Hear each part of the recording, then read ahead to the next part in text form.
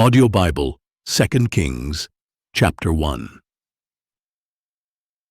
After the death of Ahab, Moab rebelled against Israel. Now Ahaziah had fallen through the lattice of his upper room in Samaria and injured himself. So he sent messengers and instructed them, "Go inquire of Baal-zebub, the god of Ekron, whether I will recover from this injury." But the angel of the Lord said to Elijah the Tishbite, "Go up to meet the messengers of the king of Samaria, and ask them, 'Is it because there is no God in Israel that you are on your way to inquire of Baal-zebub, the god of Ekron? Therefore this is what the Lord says, you will not get up from the bed on which you are lying. You will surely die.'" So Elijah departed. When the messengers returned to the king, he asked them, "Why have you returned?" They replied, "A man came up to meet us and said, 'Go back to the king who sent you and tell him that this is what the Lord says. Is it because there is no God in Israel that you are sending these men to inquire of Baal-zebub, the god of Ekron? Therefore you will not get up from the bed on which you are lying. You will surely die.'" The king asked them, "What sort of man came up to meet you and spoke these words to you?" "He was a hairy man," they answered, "with a leather belt around his waist." "It was Elijah the Tishbite," said the king. Then King Ahaziah sent to Elijah a captain with his company of 50 men.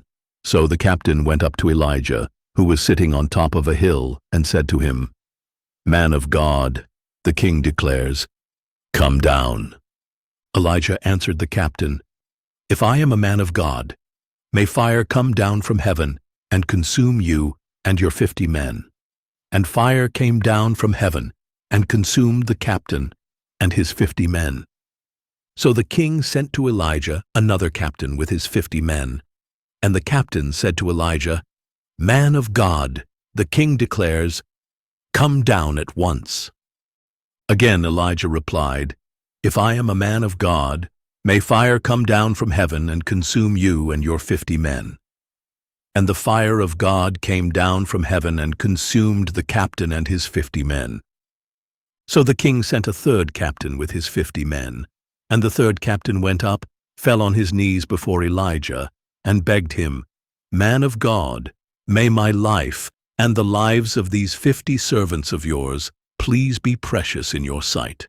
Behold, fire has come down from heaven and consumed the first 2 captains of 50 with all their men. But now may my life be precious in your sight." Then the angel of the Lord said to Elijah, "Go down with him. Do not be afraid of him." So Elijah got up and went down with him to the king. And Elijah said to King Ahaziah, "This is what the Lord says. Is there really no God in Israel for you to inquire of his word? Is that why you have sent messengers to inquire of Baal-zebub, the god of Ekron? Therefore you will not get up from the bed on which you are lying. You will surely die." So Ahaziah died, according to the word of the Lord that Elijah had spoken. And since he had no son, Jehoram succeeded him in the 2nd year of the reign of Jehoram, son of Jehoshaphat, over Judah. As for the rest of the acts of Ahaziah, along with his accomplishments, are they not written in the book of the Chronicles of the Kings of Israel? Audio Bible, 2 Kings, chapter 2. Shortly before the Lord took Elijah up to heaven in a whirlwind, Elijah and Elisha were on their way from Gilgal. And Elijah said to Elisha, "Please stay here, for the Lord has sent me on to Bethel." But Elisha replied, "As surely as the Lord lives, and as you yourself live, I will not leave you." So they went down to Bethel. Then the sons of the prophets at Bethel came out to Elisha and said, "Do you know that the Lord will take your master away from you today?" "Yes, I know," he replied. "Do not speak of it." And Elijah said to Elisha, "Please stay here, for the Lord has sent me on to Jericho." But Elisha replied, "As surely as the Lord lives and as you yourself live, I will not leave you." So they went to Jericho. Then the sons of the prophets at Jericho came up to Elisha and said, "Do you know that the Lord will take your master away from you today?" "Yes, I know," he replied. "Do not speak of it." And Elijah said to Elisha, "Please stay here, for the Lord has sent me on to the Jordan." But Elisha replied, "As surely as the Lord lives and as you yourself live, I will not leave you." So the two of them went on. Then a company of 50 of the sons of the prophets went and stood at a distance, facing Elijah and Elisha, as the two of them stood by the Jordan. And Elijah took his cloak, rolled it up, and struck the waters, which parted to the right and to the left, so that the two of them crossed over on dry ground. After they had crossed over, Elijah said to Elisha, "Tell me, what can I do for you before I am taken away from you?" "Please let me inherit a double portion of your spirit," Elisha replied. "You have requested a difficult thing," said Elijah. "Nevertheless, if you see me as I am taken from you, it will be yours, but if not, then it will not be so." As they were walking along and talking together, suddenly a chariot of fire with horses of fire appeared and separated the two of them, and Elijah went up into heaven in a whirlwind. As Elisha watched, he cried out, my father, the chariots and horsemen of Israel!" And he saw Elijah no more. So taking hold of his own clothes, he tore them in two. Elisha also picked up the cloak that had fallen from Elijah, and he went back and stood on the bank of the Jordan. Then he took the cloak of Elijah that had fallen from him and struck the waters. "Where now is the Lord, the God of Elijah?" he asked. And when he had struck the waters, they parted to the right and to the left, and Elisha crossed over. When the sons of the prophets who were watching him from Jericho saw what had happened, they said, "The spirit of Elijah rests on Elisha." And they went to meet him and bowed down to the ground before him. "Look now," they said to Elisha, "we your servants have 50 valiant men. Please let them go and search for your master. Perhaps the Spirit of the Lord has taken him up and put him on one of the mountains or in one of the valleys." "Do not send them," Elisha replied. But when they pressed him to the point of embarrassment, he said, "Send them." And they sent 50 men, who searched for 3 days, but did not find Elijah. When they returned to Elisha, who was staying in Jericho, he said to them, "Didn't I tell you not to go?" Then the men of the city said to Elisha, "Please note, our lord, that the city's location is good, as you can see, but the water is bad, and the land is unfruitful." "Bring me a new bowl," he replied, "and put some salt in it." So they brought it to him, and Elisha went out to the spring, cast the salt into it, and said, "This is what the Lord says. I have healed this water. No longer will it cause death or unfruitfulness." And the waters there have been healthy to this day, according to the word spoken by Elisha. From there, Elisha went up to Bethel, and as he was walking up the road, a group of boys came out of the city and jeered at him, chanting, "Go up, you bald head! Go up, you bald head!" Then he turned around, looked at them, and called down a curse on them in the name of the Lord. Suddenly, 2 female bears came out of the woods and mauled 42 of the boys. And Elisha went on to Mount Carmel, and from there he returned to Samaria. Audio Bible, 2 Kings, chapter 3. In the 18th year of Jehoshaphat's reign over Judah, Jehoram, son of Ahab, became king of Israel, and he reigned in Samaria 12 years. And he did evil in the sight of the Lord, but not as his father and mother had done. He removed the sacred pillar of Baal that his father had made.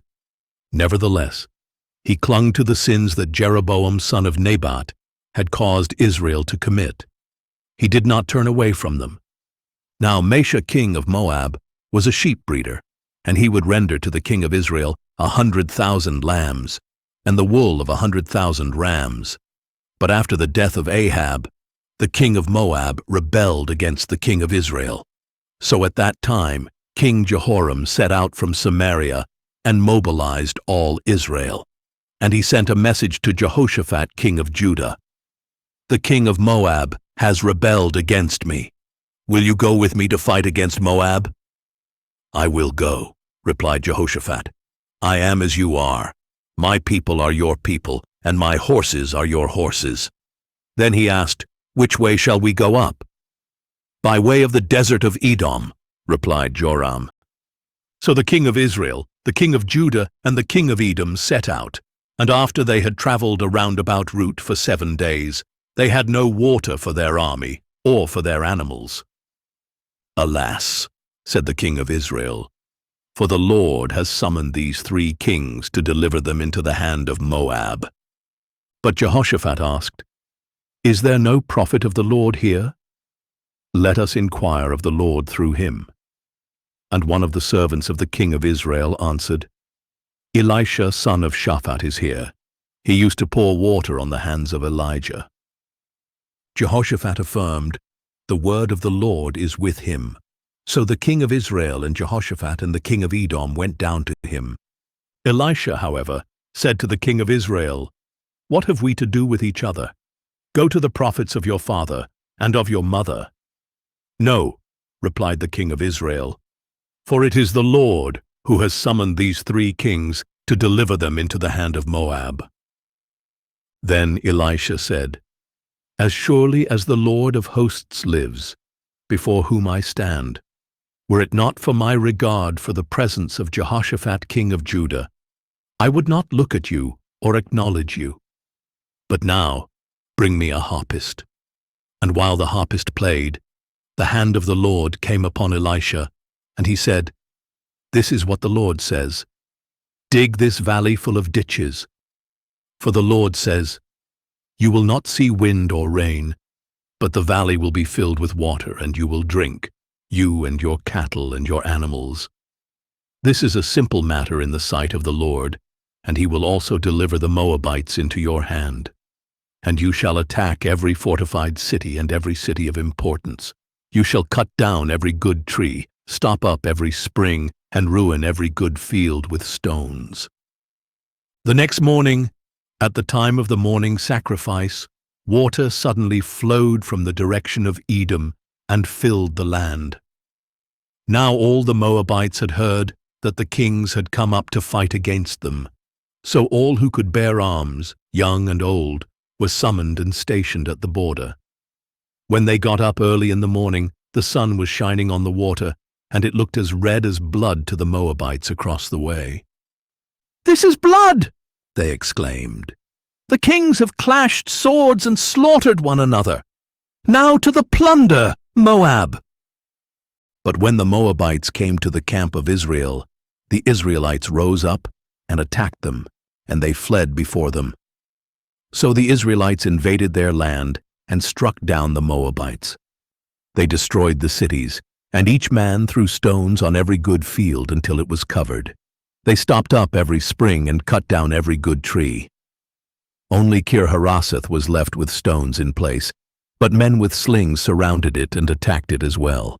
When the king of Moab saw that the battle was too fierce for him, he took with him 700 swordsmen to break through to the king of Edom, but they could not prevail. So he took his firstborn son, who was to succeed him, and offered him as a burnt offering on the city wall. And there was great fury against the Israelites, so they withdrew and returned to their own land. Audio Bible, 2 Kings, chapter 4. Now the wife of one of the sons of the prophets cried out to Elisha, "Your servant, my husband, is dead, and you know that your servant feared the Lord. And now his creditor is coming to take my 2 children as his slaves. How can I help you?" asked Elisha. "Tell me, what do you have in the house?" She answered, "Your servant has nothing in the house but a jar of oil." "Go," said Elisha, "borrow empty jars from all your neighbors. Do not gather just a few, Then go inside, shut the door behind you and your sons, and pour oil into all these jars, setting the full ones aside." So she left him, and after she had shut the door behind her and her sons, they kept bringing jars to her, and she kept pouring. When all the jars were full, she said to her son, "Bring me another." But he replied, "There are no more jars." Then the oil stopped flowing. She went and told the man of God, and he said, "Go, sell the oil and pay your debt. Then you and your sons can live on the remainder." One day Elisha went to Shunem, and a prominent woman who lived there persuaded him to have a meal. So whenever he would pass by, he would stop there to eat. Then the woman said to her husband, "Behold, now I know that the one who often comes our way is a holy man of God. Please let us make a small room upstairs, and put in it a bed, a table, a chair, and a lamp for him. Then when he comes to us, he can stay there."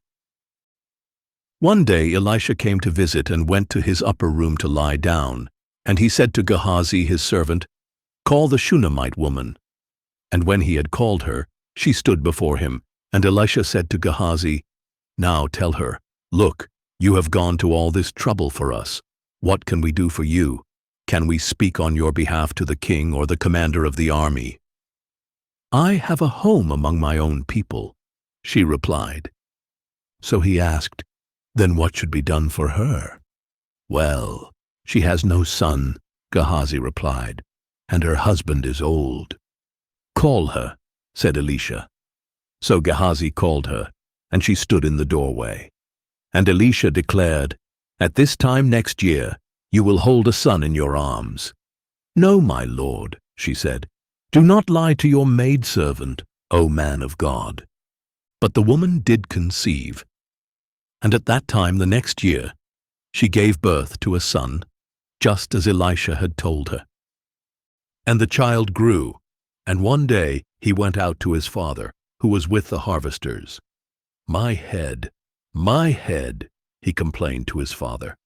So his father told a servant, "Carry him to his mother." After the servant had picked him up and carried him to his mother, the boy sat on her lap until noon, and then he died. And she went up and laid him on the bed of the man of God. Then she shut the door and went out. And the woman called her husband and said, "Please send me one of the servants and one of the donkeys, that I may go quickly to the man of God and return." "Why would you go to him today?" he replied. "It is not a new moon or a Sabbath." "Everything is all right," she said. Then she saddled the donkey and told her servant, "Drive onward. Do not slow the pace for me, unless I tell you." So she set out and went to the man of God at Mount Carmel. When the man of God saw her at a distance, he said to his servant Gehazi, "Look, there is the Shunammite woman.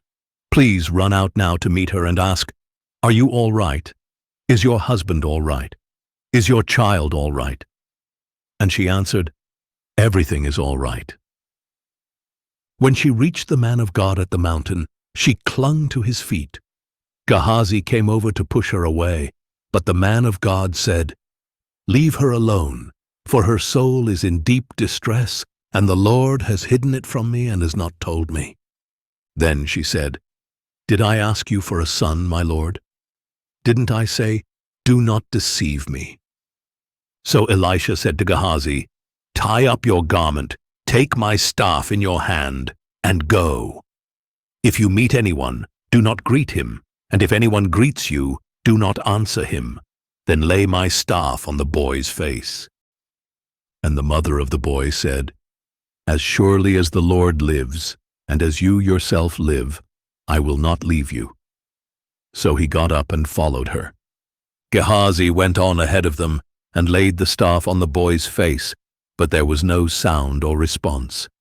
So he went back to meet Elisha and told him, "The boy has not awakened." When Elisha reached the house, there was the boy lying dead on his bed. So he went in, closed the door behind the two of them, and prayed to the Lord. Then Elisha got on the bed and lay on the boy, mouth to mouth, eye to eye, and hand to hand. As he stretched himself out over him, the boy's body became warm. Elisha turned away and paced back and forth across the room. Then he got on the bed and stretched himself out over the boy again, and the boy sneezed 7 times and opened his eyes. Elisha summoned Gehazi and said, "Call the Shunammite woman." So he called her, and she came. Then Elisha said, "Pick up your son." She came in, fell at his feet, and bowed to the ground. Then she picked up her son and went out. When Elisha returned to Gilgal, there was a famine in the land. As the sons of the prophets were sitting at his feet, he said to his attendant, "Put on the large pot and boil some stew for the sons of the prophets." One of them went out to the field to gather herbs, and he found a wild vine, from which he gathered as many wild gourds as his garment could hold. Then he came back and cut them up into the pot of stew, though no one knew what they were, and they poured it out for the men to eat. But when they tasted the stew, they cried out, "There is death in the pot, O man of God," and they could not eat it. Then Elisha said, "Get some flour." He threw it into the pot and said, "Pour it out for the people to eat." And there was nothing harmful in the pot. Now a man from Baal-Shalishah came to the man of God with a sack of 20 loaves of barley bread from the first ripe grain. "Give it to the people to eat," said Elisha. But his servant asked, "How am I to set 20 loaves before 100 men?" "Give it to the people to eat," said Elisha, "for this is what the Lord says, they will eat and have some left over." So he set it before them, and they ate and had some left over, according to the word of the Lord. Audio Bible, 2 Kings, chapter 5. Now Naaman, the commander of the army of the king of Aram, was a great man in his master's sight and highly regarded, for through him the Lord had given victory to Aram. And he was a mighty man of valor, but he was a leper. At this time the Arameans had gone out in bands and had taken a young girl from the land of Israel, and she was serving Naaman's wife. She said to her mistress, "If only my master would go to the prophet who is in Samaria, he would cure him of his leprosy." And Naaman went and told his master what the girl from the land of Israel had said. "Go now," said the king of Aram, "and I will send you with a letter to the king of Israel." So Naaman departed, taking with him 10 talents of silver, 6,000 shekels of gold, and 10 sets of clothing. And the letter that he took to the king of Israel stated, "With this letter I am sending my servant Naaman, so that you may cure him of his leprosy." When the king of Israel read the letter, he tore his clothes and asked, "Am I God, killing and giving life, that this man expects me to cure a leper? Surely you can see that he is seeking a quarrel with me." Now when Elisha the man of God heard that the king of Israel had torn his clothes, he sent a message to the king. "Why have you torn your clothes? Please let the man come to me, and he will know that there is a prophet in Israel." So Naaman came with his horses and chariots and stood at the door of Elisha's house. Then Elisha sent him a messenger who said, "Go and wash yourself 7 times in the Jordan, and your flesh will be restored, and you will be clean." But Naaman went away angry, saying, "I thought that he would surely come out, stand and call on the name of the Lord his God, and wave his hand over the spot to cure my leprosy. Are not the Abana and Pharpar, the rivers of Damascus, better than all the waters of Israel? Could I not have washed in them and been cleansed?" So he turned and went away in a rage. Naaman's servants, however, approached him and said, "My father, if the prophet had told you to do some great thing, would you not have done it? How much more then when he tells you, 'Wash and be cleansed'?" So Naaman went down and dipped himself in the Jordan 7 times, according to the word of the man of God, and his flesh was restored and became like that of a little child, and he was clean. Then Naaman and all his attendants went back to the man of God, stood before him and declared, "Now I know for sure that there is no God in all the earth except in Israel. So please accept a gift from your servant." But Elisha replied, "As surely as the Lord lives, before whom I stand, I will not accept it." And although Naaman urged him to accept it, he refused. "If you will not," said Naaman, "please let me, your servant, be given as much soil as a pair of mules can carry, for your servant will never again make a burnt offering or a sacrifice to any other god but the Lord. Yet may the Lord forgive your servant this one thing. When my master goes into the temple of Rimmon to worship there, and he leans on my arm, and I bow down in the temple of Rimmon, may the Lord forgive your servant in this matter." "Go in peace," said Elisha. But after Naaman had traveled a short distance, Gehazi, the servant of Elisha the man of God, said, "Look, my master has spared this Aramean, Naaman, by not accepting what he brought. As surely as the Lord lives, I will run after him and get something from him." So Gehazi pursued Naaman, and when Naaman saw him running toward him, he got down from the chariot to meet him and asked, "Is everything all right?" "Everything is all right," Gehazi replied. "My master has sent me to say, 'Look, 2 young men from the sons of the prophets have just now come to me from the hill country of Ephraim. Please give them a talent of silver and 2 sets of clothing.' But Naaman insisted, 'Please take 2 talents. And he urged Gehazi to accept them. Then he tied up 2 talents of silver in 2 bags, along with 2 sets of clothing, and gave them to 2 of his servants, who carried them ahead of Gehazi.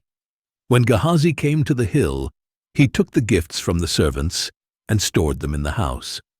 Then he dismissed the men, and they departed. When Gehazi went in and stood before his master, Elisha asked him, 'Gehazi, where have you been?' 'Your servant did not go anywhere,' he replied. But Elisha questioned him, 'Did not my spirit go with you when the man got down from his chariot to meet you? Is this the time to accept money and clothing, olive groves and vineyards, sheep and oxen, menservants and maidservants? Therefore, the leprosy of Naaman will cling to you and your descendants forever.' And as Gehazi left his presence, he was leprous, as white as snow." Audio Bible, 2 Kings, chapter 6. Now the sons of the prophets said to Elisha, "Please take note that the place where we meet with you is too small for us. Please let us go to the Jordan, where each of us can get a log so we can build ourselves a place to live there." "Go," said Elisha. Then one of them said, "Please come with your servants." "I will come," he replied. So Elisha went with them, and when they came to the Jordan, they began to cut down some trees. As one of them was cutting down a tree, the iron axe head fell into the water. "Oh, my master," he cried out, "it was borrowed." "Where did it fall?" asked the man of God. And when he showed him the place, the man of God cut a stick, threw it there, and made the iron float.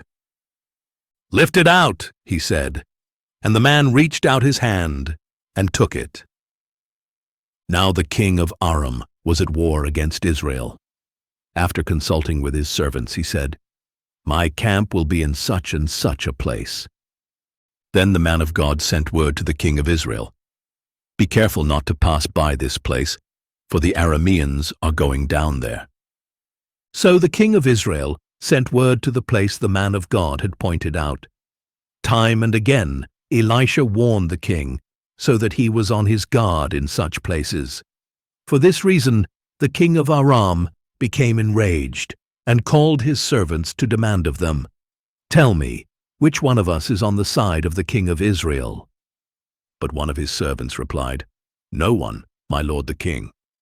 For Elisha, the prophet in Israel, tells the king of Israel the very words you speak in your bedroom." So the king said, "Go and see where he is, that I may send men to capture him." On receiving the report, Elisha is in Dothan. The king of Aram sent horses, chariots, and a great army. They went there by night and surrounded the city. When the servant of the man of God got up and went out early in the morning, behold, an army with horses and chariots had surrounded the city. So he asked Elisha, "O my master, what are we to do?" "Do not be afraid," Elisha answered, "for those who are with us are more than those who are with them." Then Elisha prayed, "O Lord, please open his eyes that he may see." And the Lord opened the eyes of the young man, and he saw that the hills were full of horses and chariots of fire all around Elisha. As the Arameans came down against him, Elisha prayed to the Lord, "Please strike these people with blindness." So he struck them with blindness, according to the word of Elisha. And Elisha told them, "This is not the way, and this is not the city. Follow me, and I will take you to the man you are seeking." And he led them to Samaria. When they had entered Samaria, Elisha said, "O Lord, open the eyes of these men that they may see." Then the Lord opened their eyes, and they looked around and discovered that they were in Samaria. And when the king of Israel saw them, he asked Elisha, "My father, shall I kill them? Shall I kill them?" "Do not kill them," he replied. "Would you kill those you have captured with your own sword or bow? Set food and water before them, that they may eat and drink and then return to their master." So the king prepared a great feast for them, and after they had finished eating and drinking, he sent them away, and they returned to their master. And the Aramean raiders did not come into the land of Israel again. Some time later, Ben-Hadad, king of Aram, assembled his entire army and marched up to besiege Samaria. So there was a great famine in Samaria. Indeed, they besieged the city so long that a donkey's head sold for 80 shekels of silver, and a quarter cab of dove's dung sold for 5 shekels of silver. As the king of Israel was passing by on the wall, a woman cried out to him, "Help me, my lord, the king." He answered, "If the Lord does not help you, where can I find help for you? From the threshing floor or the winepress?" Then the king asked her, "What is the matter?" And she answered, "This woman said to me, 'Give up your son, that we may eat him, and tomorrow we will eat my son.' So we boiled my son and ate him, and the next day I said to her, 'Give up your son, that we may eat him.' But she had hidden her son." When the king heard the words of the woman, he tore his clothes. And as he passed by on the wall, the people saw the sackcloth under his clothes, next to his skin.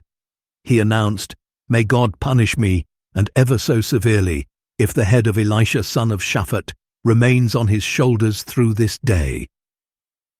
Now Elisha was sitting in his house, and the elders were sitting with him.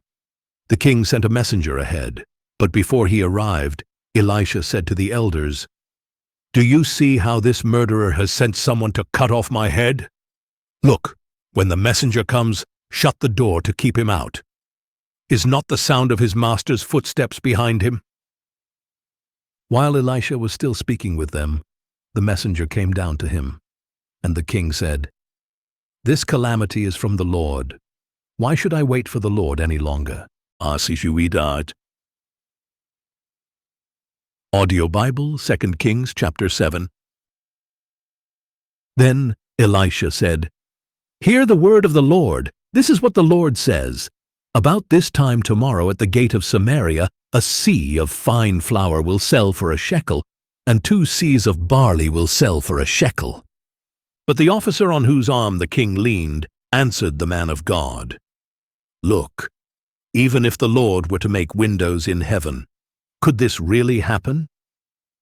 "You will see it with your own eyes," replied Elisha, "but you will not eat any of it." Now there were 4 men with leprosy at the entrance of the city gate, and they said to one another, "Why just sit here until we die? If we say, 'Let us go into the city,' we will die there from the famine in the city. But if we sit here, we will also die. So come now, Let us go over to the camp of the Arameans. If they let us live, we will live. If they kill us, we will die." So they arose at twilight and went to the camp of the Arameans. But when they came to the outskirts of the camp, there was not a man to be found. For the Lord had caused the Arameans to hear the sound of chariots, horses, and a great army, so that they said to one another, "Look, the king of Israel must have hired the kings of the Hittites and Egyptians to attack us." Thus the Arameans had arisen and fled at twilight, abandoning their tents and horses and donkeys. The camp was intact, and they had run for their lives. When the lepers reached the edge of the camp, they went into a tent to eat and drink. Then they carried off the silver, gold, and clothing, and went and hid them. On returning, they entered another tent, carried off some items from there, and hid them. Finally, they said to one another, "We are not doing what is right. Today is a day of good news. If we are silent and wait until morning light, our sin will overtake us. Now, therefore, let us go and tell the king's household." So they went and called out to the gatekeepers of the city, saying, "We went to the Aramean camp, and no one was there, not a trace, only tethered horses and donkeys, and the tents were intact." The gatekeepers shouted the news, and it was reported to the king's household. So the king got up in the night and said to his servants, "Let me tell you what the Arameans have done to us. They know we are starving, so they have left the camp to hide in the field, thinking, 'When they come out of the city, we will take them alive and enter the city.'" But one of his servants replied, "Please, have scouts take 5 of the horses that remain in the city. Their plight will be no worse than all the Israelites who are left here. You can see that all the Israelites here are doomed, so let us send them and find out." Then the scouts took 2 chariots with horses, and the king sent them after the Aramean army, saying, "Go and see." And they tracked them as far as the Jordan, and indeed, the whole way was littered with the clothing and equipment the Arameans had thrown off in haste. So the scouts returned and told the king. Then the people went out and plundered the camp of the Arameans. It was then that a seah of fine flour sold for a shekel, and 2 seahs of barley sold for a shekel, according to the word of the Lord. Now the king had appointed the officer on whose arm he leaned to be in charge of the gate. But the people trampled him in the gateway, and he died, just as the man of God had foretold when the king had come to him. It happened just as the man of God had told the king. "About this time tomorrow at the gate of Samaria, 2 seahs of barley will sell for a shekel, and a seah of fine flour will sell for a shekel." And the officer had answered the man of God, "Look, even if the Lord were to make windows in heaven, could this really happen?" So Elisha had replied, "You will see it with your own eyes, but you will not eat any of it." And that is just what happened to him. The people trampled him in the gateway, and he died. Audio Bible, 2 Kings, chapter 8. Now Elisha had said to the woman whose son he had restored to life, "Arise, you and your household. Go and live as a foreigner wherever you can, for the Lord has decreed that a 7-year famine will come to the land." So the woman had proceeded to do as the man of God had instructed, and she and her household lived as foreigners for 7 years in the land of the Philistines. At the end of 7 years, when the woman returned from the land of the Philistines, she went to the king to appeal for her house and her land. Now the king had been speaking to Gehazi, the servant of the man of God, saying, "Please relate to me all the great things Elisha has done." And Gehazi was telling the king how Elisha had brought the dead back to life. Just then, the woman whose son Elisha had revived came to appeal to the king for her house and her land. So Gehazi said, "My lord the king, this is the woman, and this is the son Elisha restored to life." When the king asked the woman, she confirmed it. So the king appointed for her an officer, saying, "Restore all that was hers, along with all the proceeds of the field, from the day that she left the country until now." Then Elisha came to Damascus while Ben-Hadad, king of Aram, was sick, and the king was told, "The man of God has come here." So the king said to Hazael, "Take a gift in your hand. Go to meet the man of God, and inquire of the Lord through him. Will I recover from this illness?" So Hazael went to meet Elisha, taking with him a gift of 40 camel loads of every good thing from Damascus.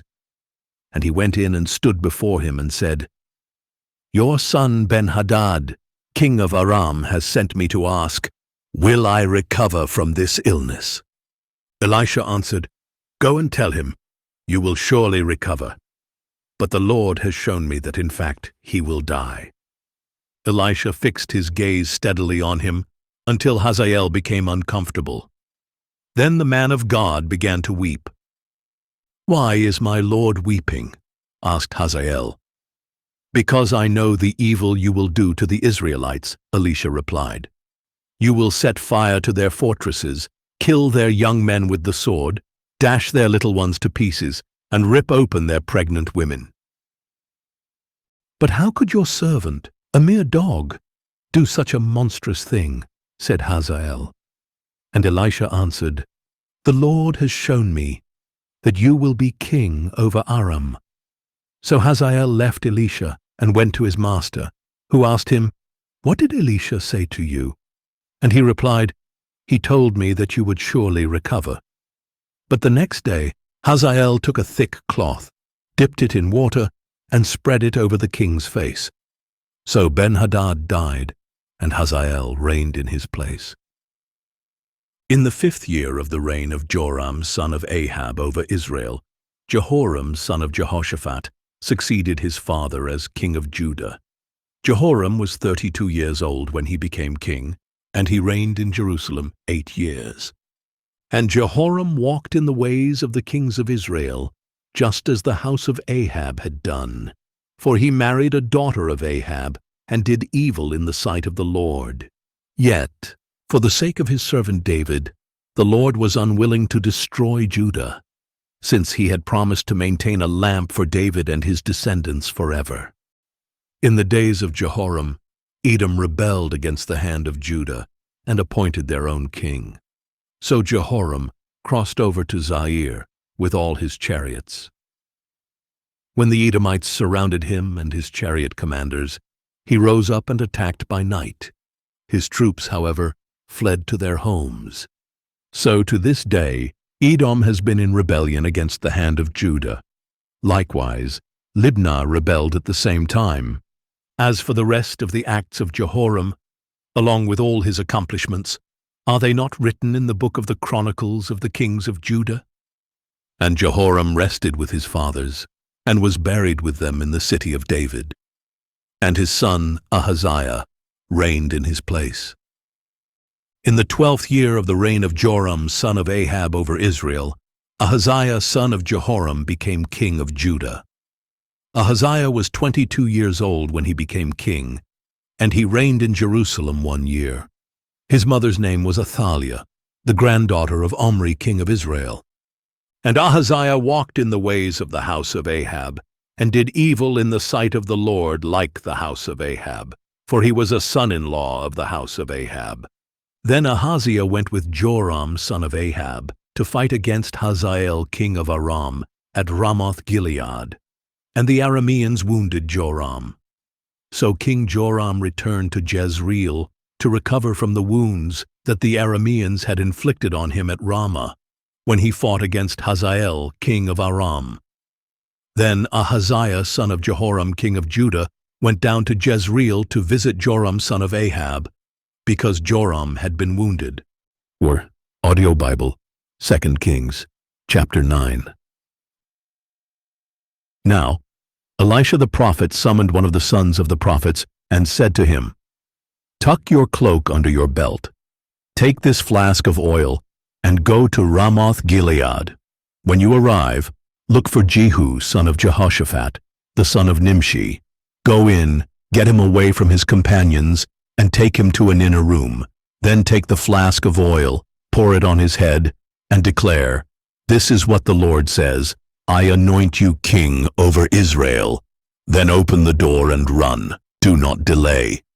So the young prophet went to Ramoth-Gilead, and when he arrived, the army commanders were sitting there. "I have a message for you, commander," he said. "For which of us?" asked Jehu. "For you, commander," he replied. So Jehu got up and went into the house, where the young prophet poured the oil on his head, and declared, "This is what the Lord, the God of Israel, says. I anoint you king over the Lord's people Israel, and you are to strike down the house of your master Ahab, so that I may avenge the blood of my servants the prophets, and the blood of all the servants of the Lord shed by the hand of Jezebel. The whole house of Ahab will perish, and I will cut off from Ahab every male, both slave and free, in Israel. I will make the house of Ahab like the houses of Jeroboam son of Nebat, and Baasha son of Ahijah. And on the plot of ground at Jezreel the dogs will devour Jezebel, and there will be no one to bury her." Then the young prophet opened the door and ran. When Jehu went out to the servants of his master, they asked, "Is everything all right? Why did this madman come to you?" "You know his kind and their babble," he replied. "That is a lie," they said. "Tell us now." So Jehu answered, "He talked to me about this and that, saying, 'This is what the Lord says, I anoint you king over Israel.'" Quickly each man took his garment and put it under Jehu on the bare steps. Then they blew the ram's horn and proclaimed, "Jehu is king." Thus Jehu son of Jehoshaphat, the son of Nimshi, conspired against Joram. Now Joram and all Israel had been defending Ramoth-Gilead against Hazael king of Aram, but King Joram had returned to Jezreel to recover from the wounds he had suffered at the hands of the Arameans in the battle against Hazael their king. So Jehu said, "If you commanders wish to make me king, then do not let anyone escape from the city to go and tell it in Jezreel."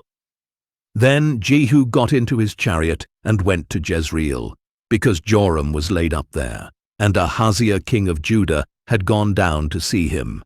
Now the watchman standing on the tower in Jezreel saw Jehu's troops approaching, and he called out, "I see a company of troops." "Choose a rider," Joram commanded. "Send him out to meet them and ask, 'Have you come in peace?'" So a horseman rode off to meet Jehu and said, "This is what the king asks. Have you come in peace?" "What do you know about peace?" Jehu replied. "Fall in behind me." And the watchman reported, "The messenger reached them, but he is not coming back."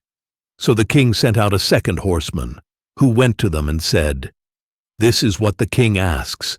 Have you come in peace?" "What do you know about peace?" Jehu replied. "Fall in behind me." Again the watchman reported, "He reached them, but he is not coming back. And the charioteer is driving like Jehu son of Nimshi. He is driving like a madman." "Harness!"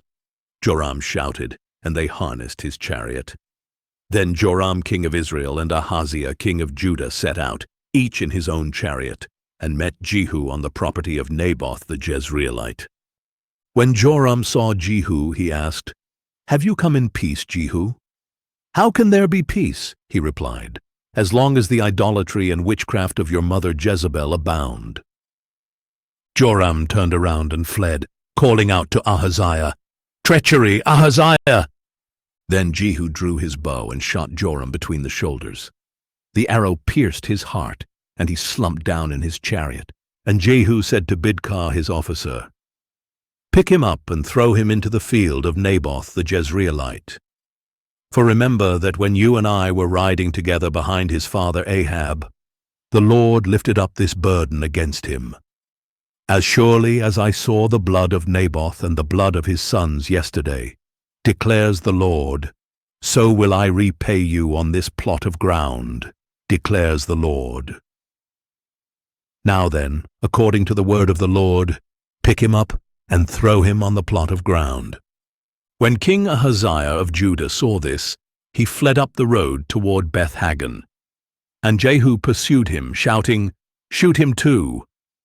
So they shot Ahaziah in his chariot on the ascent of Gur near Ibleam, and he fled to Megiddo and died there. Then his servants carried him by chariot to Jerusalem, and buried him with his fathers in his tomb in the city of David. In the 11th year of Joram son of Ahab, Ahaziah had become king over Judah. Now when Jehu arrived in Jezreel, Jezebel heard of it. So she painted her eyes, adorned her head, and looked down from a window. And as Jehu entered the gate, she asked, "Have you come in peace, O Zimri, murderer of your master?" He looked up at the window and called out, "Who is on my side?" "Who?" And 2 or 3 eunuchs looked down at him. "Throw her down!" yelled Jehu. So they threw her down, and her blood splattered on the wall and on the horses as they trampled her underfoot. Then Jehu went in, and ate and drank. "Take care of this cursed woman," he said, "and bury her, for she was the daughter of a king." But when they went out to bury her, they found nothing but her skull, her feet, and the palms of her hands.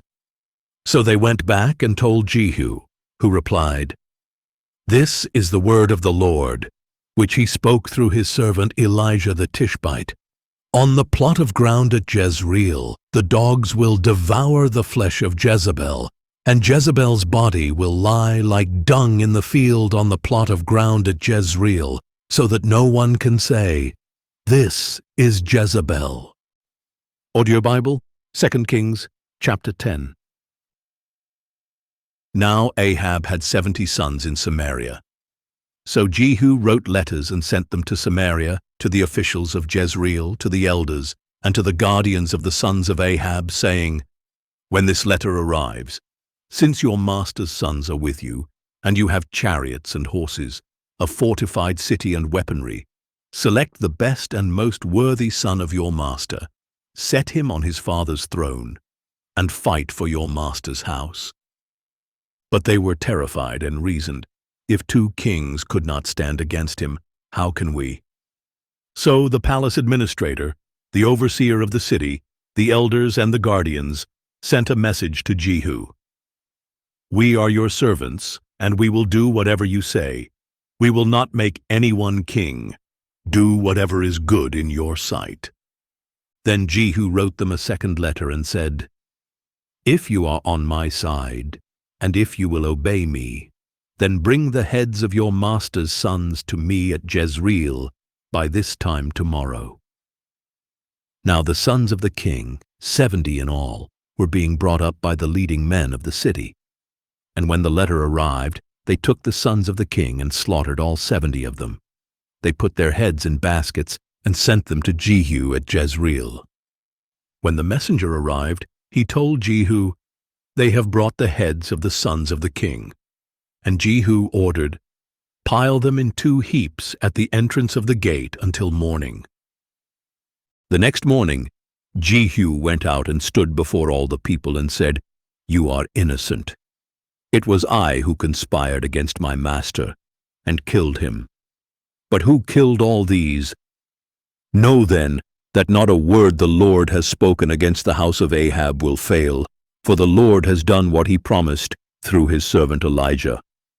So Jehu killed everyone in Jezreel who remained of the house of Ahab, as well as all his great men and close friends and priests, leaving him without a single survivor. Then Jehu set out toward Samaria. At Beth-Eked of the shepherds, Jehu met some relatives of Ahaziah king of Judah, and asked, "Who are you?" "We are relatives of Ahaziah," they answered, "and we have come down to greet the sons of the king and of the queen mother." Then Jehu ordered, "Take them alive." So his men took them alive, then slaughtered them at the well of Beth-Eked, 42 men. He spared none of them. When he left there, he found Jehonadab son of Rechab, who was coming to meet him. Jehu greeted him and asked, Is your heart as true to mine as my heart is to yours? It is, Jehonadab replied. If it is, said Jehu, give me your hand. So he gave him his hand, and Jehu helped him into his chariot, saying, Come with me and see my zeal for the Lord. So he had him ride in his chariot. When Jehu came to Samaria, he struck down everyone belonging to Ahab who remained there, until he had destroyed them, according to the word that the Lord had spoken to Elijah. Then Jehu brought all the people together and said, Ahab served Baal a little, but Jehu will serve him a lot.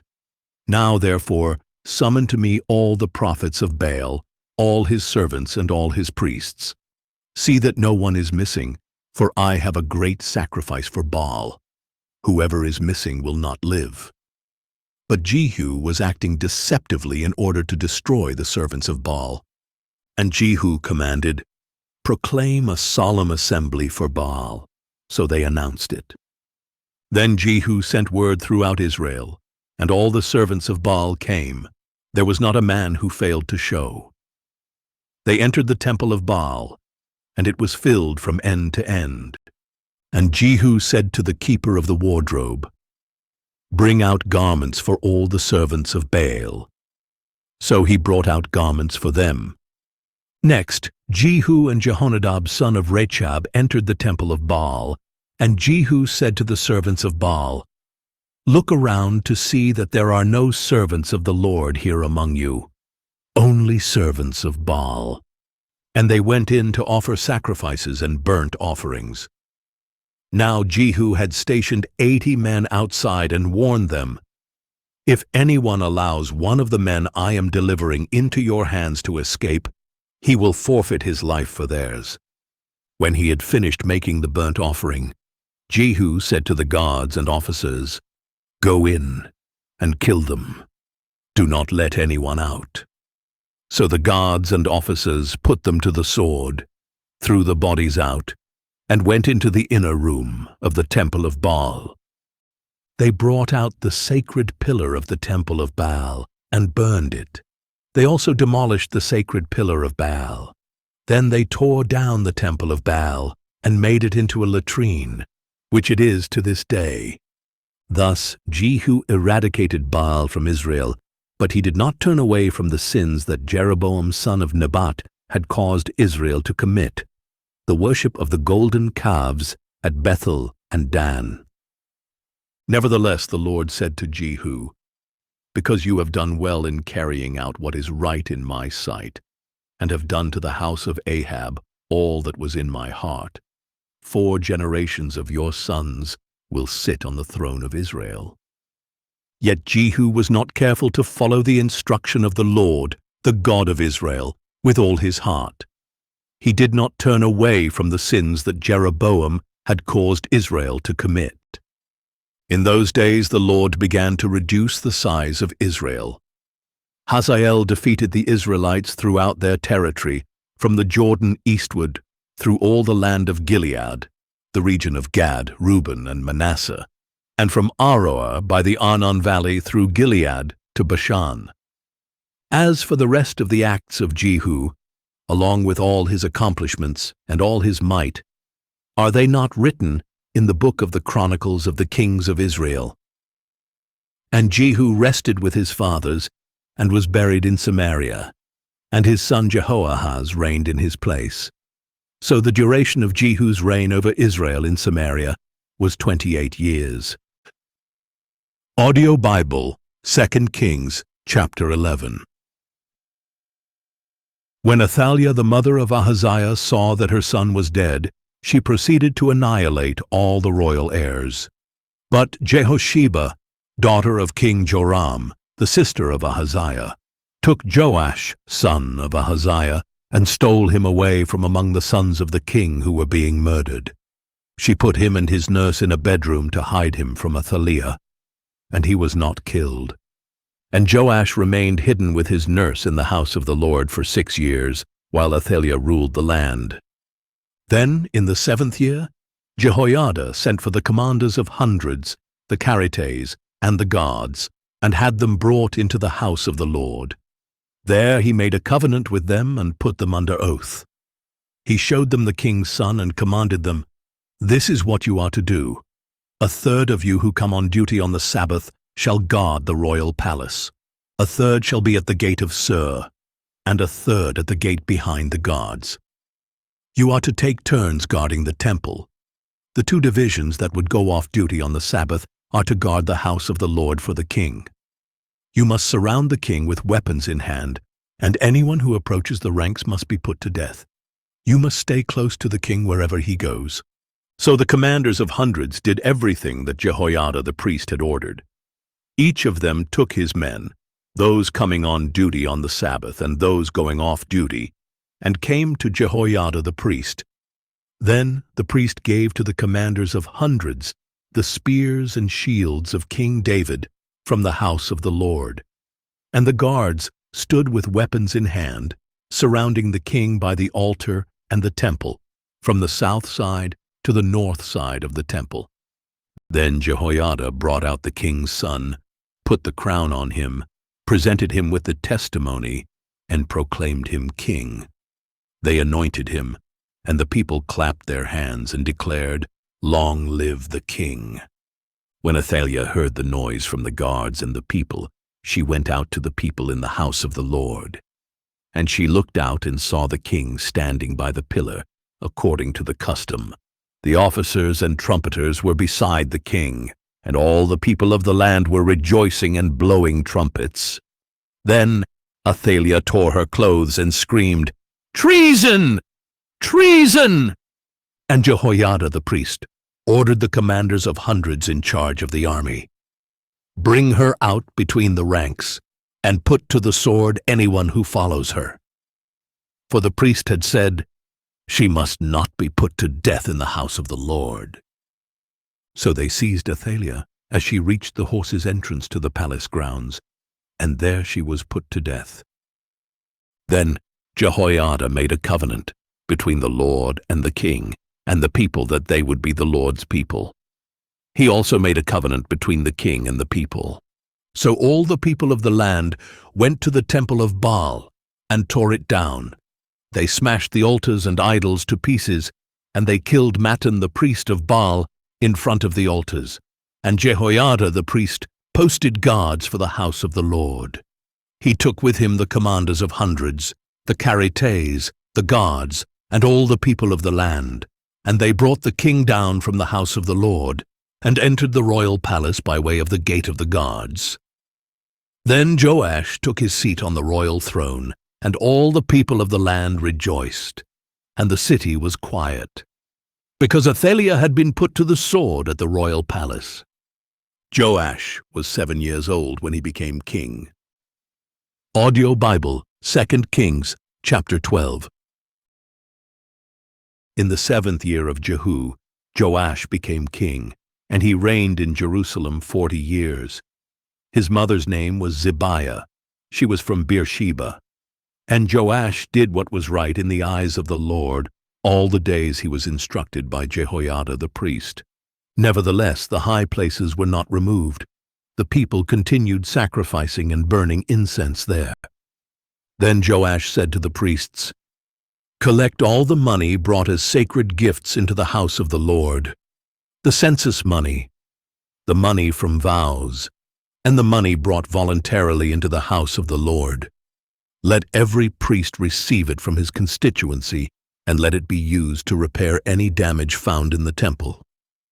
By the 23rd year of the reign of Joash, however, the priests had not yet repaired the damage to the temple. So King Joash called Jehoiada and the other priests and said, "Why have you not repaired the damage to the temple? Now, therefore, take no more money from your constituency, but hand it over for the repair of the temple." So the priests agreed that they would not receive money from the people, and that they would not repair the temple themselves. Then Jehoiada the priest took a chest, bored a hole in its lid, and set it beside the altar on the right side, as one enters the house of the Lord. There the priests who guarded the threshold put all the money brought into the house of the Lord, Whenever they saw that there was a large amount of money in the chest, the royal scribe and the high priest would go up, count the money brought into the house of the Lord, and tie it up in bags. Then they would put the counted money into the hands of those who supervised the work on the house of the Lord, who in turn would pay those doing the work, the carpenters, builders, masons, and stone cutters. They also purchased timber and dressed stone to repair the damage to the house of the Lord, and they paid the other expenses of the temple repairs. However, the money brought into the house of the Lord was not used for making silver basins, wick trimmers, sprinkling bowls, trumpets, or any articles of gold or silver for the house of the Lord. Instead, it was paid to those doing the work, and with it they repaired the house of the Lord. No accounting was required from the men who received the money to pay the workmen, because they acted with integrity. The money from the guilt offerings and sin offerings was not brought into the house of the Lord. It belonged to the priests. At that time, Hazael king of Aram marched up and fought against Gath and captured it. Then he decided to attack Jerusalem. So King Joash of Judah took all the sacred objects dedicated by his fathers, Jehoshaphat, Jehoram, and Ahaziah, the kings of Judah, along with his own consecrated items and all the gold found in the treasuries of the house of the Lord and the royal palace, and he sent them to Hazael, king of Aram. So Hazael withdrew from Jerusalem. As for the rest of the acts of Joash, along with all his accomplishments, are they not written in the book of the Chronicles of the kings of Judah? And the servants of Joash rose up and formed a conspiracy, and killed him at Beth Millo, on the road down to Silla. His servants Jozabad son of Shimeath and Jehozabad son of Shomer struck him down, and he died. And they buried him with his fathers in the city of David, and his son Amaziah reigned in his place. Audio Bible, 2 Kings, chapter 13. In the 23rd year of the reign of Joash son of Ahaziah over Judah, Jehoahaz son of Jehu became king of Israel, and he reigned in Samaria 17 years. And he did evil in the sight of the Lord, and followed the sins that Jeroboam son of Nebat had caused Israel to commit. He did not turn away from them. So the anger of the Lord burned against Israel, and he delivered them continually into the hands of Hazael, king of Aram, and his son Ben-Hadad. Then Jehoahaz sought the favor of the Lord, and the Lord listened to him, because he saw the oppression that the king of Aram had inflicted on Israel. So the Lord gave Israel a deliverer, and they escaped the power of the Arameans. Then the people of Israel lived in their own homes as they had before. Nevertheless, they did not turn away from the sins that the house of Jeroboam had caused Israel to commit, but they continued to walk in them. The Asherah pole even remained standing in Samaria. Jehoahaz had no army left except 50 horsemen, 10 chariots, and 10,000 foot soldiers, because the king of Aram had destroyed them and made them like the dust at threshing. As for the rest of the acts of Jehoahaz, along with all his accomplishments and his might, are they not written in the book of the Chronicles of the kings of Israel? And Jehoahaz rested with his fathers and was buried in Samaria. And his son Jehoash reigned in his place. In the 37th year of the reign of Joash over Judah, Jehoash son of Jehoahaz became king of Israel in Samaria, and he reigned 16 years. And he did evil in the sight of the Lord, and did not turn away from all the sins that Jeroboam son of Nebat had caused Israel to commit, but he walked in them. As for the rest of the acts of Jehoash, along with all his accomplishments and his might, including his war against Amaziah king of Judah, are they not written in the book of the Chronicles of the kings of Israel? And Jehoash rested with his fathers, and Jeroboam succeeded him on the throne. Jehoash was buried in Samaria with the kings of Israel. When Elisha had fallen sick with the illness from which he would die, Jehoash king of Israel came down to him and wept over him, saying, my father, the chariots and horsemen of Israel." Elisha told him, "Take a bow and some arrows." So Jehoash took a bow and some arrows. Then Elisha said to the king of Israel, "Put your hand on the bow." So the king put his hand on the bow, and Elisha put his hands on the king's hands. "Open the east window," said Elisha. So he opened it, and Elisha said, "Shoot!" So he shot, and Elisha declared, "This is the Lord's arrow of victory, the arrow of victory over Aram, for you shall strike the Arameans in Aphek until you have put an end to them." Then Elisha said, "Take the arrows." So he took them, and Elisha said to the king of Israel, "Strike the ground." So he struck the ground 3 times and stopped. But the man of God was angry with him and said, "You should have struck the ground 5 or 6 times. Then you would have struck down Aram until you had put an end to it. But now you will strike down Aram only 3 times." And Elisha died and was buried. Now the Moabite raiders used to come into the land every spring. Once, as the Israelites were burying a man, suddenly they saw a band of raiders, so they threw the man's body into Elisha's tomb. And as soon as his body touched the bones of Elisha, the man was revived and stood up on his feet. And Hazael, king of Aram, oppressed Israel throughout the reign of Jehoahaz. But the Lord was gracious to Israel and had compassion on them, and he turned toward them because of his covenant with Abraham, Isaac, and Jacob. And to this day, the Lord has been unwilling to destroy them or cast them from his presence. When Hazael king of Aram died, his son Ben-Hadad reigned in his place. Then Jehoash son of Jehoahaz took back from Ben-Hadad son of Hazael the cities that Hazael had taken in battle from his father Jehoahaz. Jehoash defeated Ben-Hadad 3 times, and so recovered the cities of Israel. Audio Bible, 2 Kings, chapter 14. In the 2nd year of the reign of Jehoash, son of Jehoahaz over Israel, Amaziah son of Joash became king of Judah. He was 25 years old when he became king, and he reigned in Jerusalem 29 years. His mother's name was Jehoaddan. She was from Jerusalem. And he did what was right in the eyes of the Lord, but not as his father David had done. He did everything as his father Joash had done.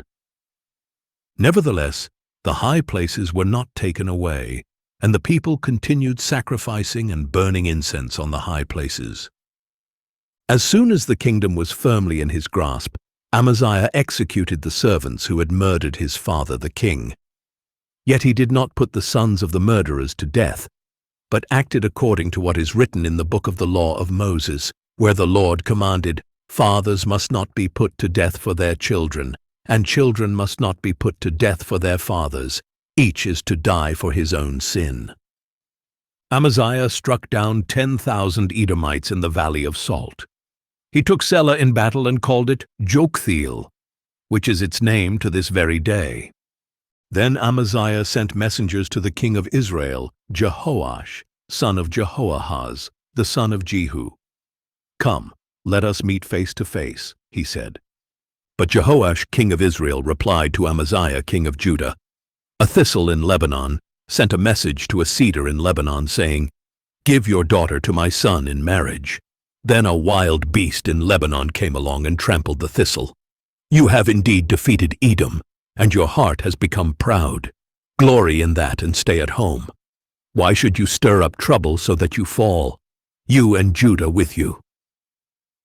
But Amaziah would not listen, so Jehoash king of Israel advanced. He and King Amaziah of Judah faced each other at Beth Shemesh in Judah.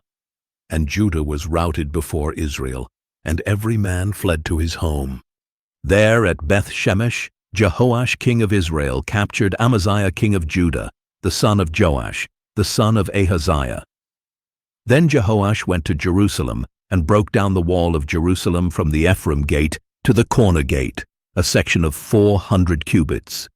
He took all the gold and silver and all the articles found in the house of the Lord and in the treasuries of the royal palace, as well as some hostages. Then he returned to Samaria. As for the rest of the acts of Jehoash, along with his accomplishments, his might, and how he waged war against Amaziah, king of Judah, are they not written in the book of the Chronicles of the kings of Israel? And Jehoash rested with his fathers, and was buried in Samaria with the kings of Israel, and his son Jeroboam reigned in his place. Amaziah son of Joash king of Judah lived for 15 years after the death of Jehoash son of Jehoahaz king of Israel. As for the rest of the acts of Amaziah, are they not written in the book of the Chronicles of the kings of Judah? And conspirators plotted against Amaziah in Jerusalem, and he fled to Lachish. But men were sent after him to Lachish, and they killed him there. They carried him back on horses and buried him in Jerusalem with his fathers in the city of David. Then all the people of Judah took Azariah, who was 16 years old, and made him king in place of his father Amaziah. Azariah was the one who rebuilt Elath and restored it to Judah after King Amaziah rested with his fathers. In the 15th year of the reign of Amaziah, son of Joash, over Judah, Jeroboam, son of Jehoash, became king of Israel, and he reigned in Samaria 41 years. And he did evil in the sight of the Lord, and did not turn away from all the sins that Jeroboam, son of Nebat, had caused Israel to commit. This Jeroboam restored the boundary of Israel from Lebo-Hamath to the sea of the Arabah, according to the word that the Lord, the God of Israel, had spoken through his servant Jonah, son of Amittai, the prophet from Gath-Hepher. For the Lord saw that the affliction of the Israelites, both slave and free, was very bitter. There was no one to help Israel, and since the Lord had said that he would not blot out the name of Israel from under heaven, he saved them by the hand of Jeroboam, son of Jehoash. As for the rest of the acts of Jeroboam, along with all his accomplishments and might, and how he waged war and recovered both Damascus and Hamath for Israel from Judah, are they not written in the book of the Chronicles of the kings of Israel? And Jeroboam rested with his fathers, the kings of Israel, and his son Zechariah reigned in his place. Audio Bible, 2 Kings, chapter 15. In the 27th year of Jeroboam's reign over Israel, Azariah, son of Amaziah, became king of Judah.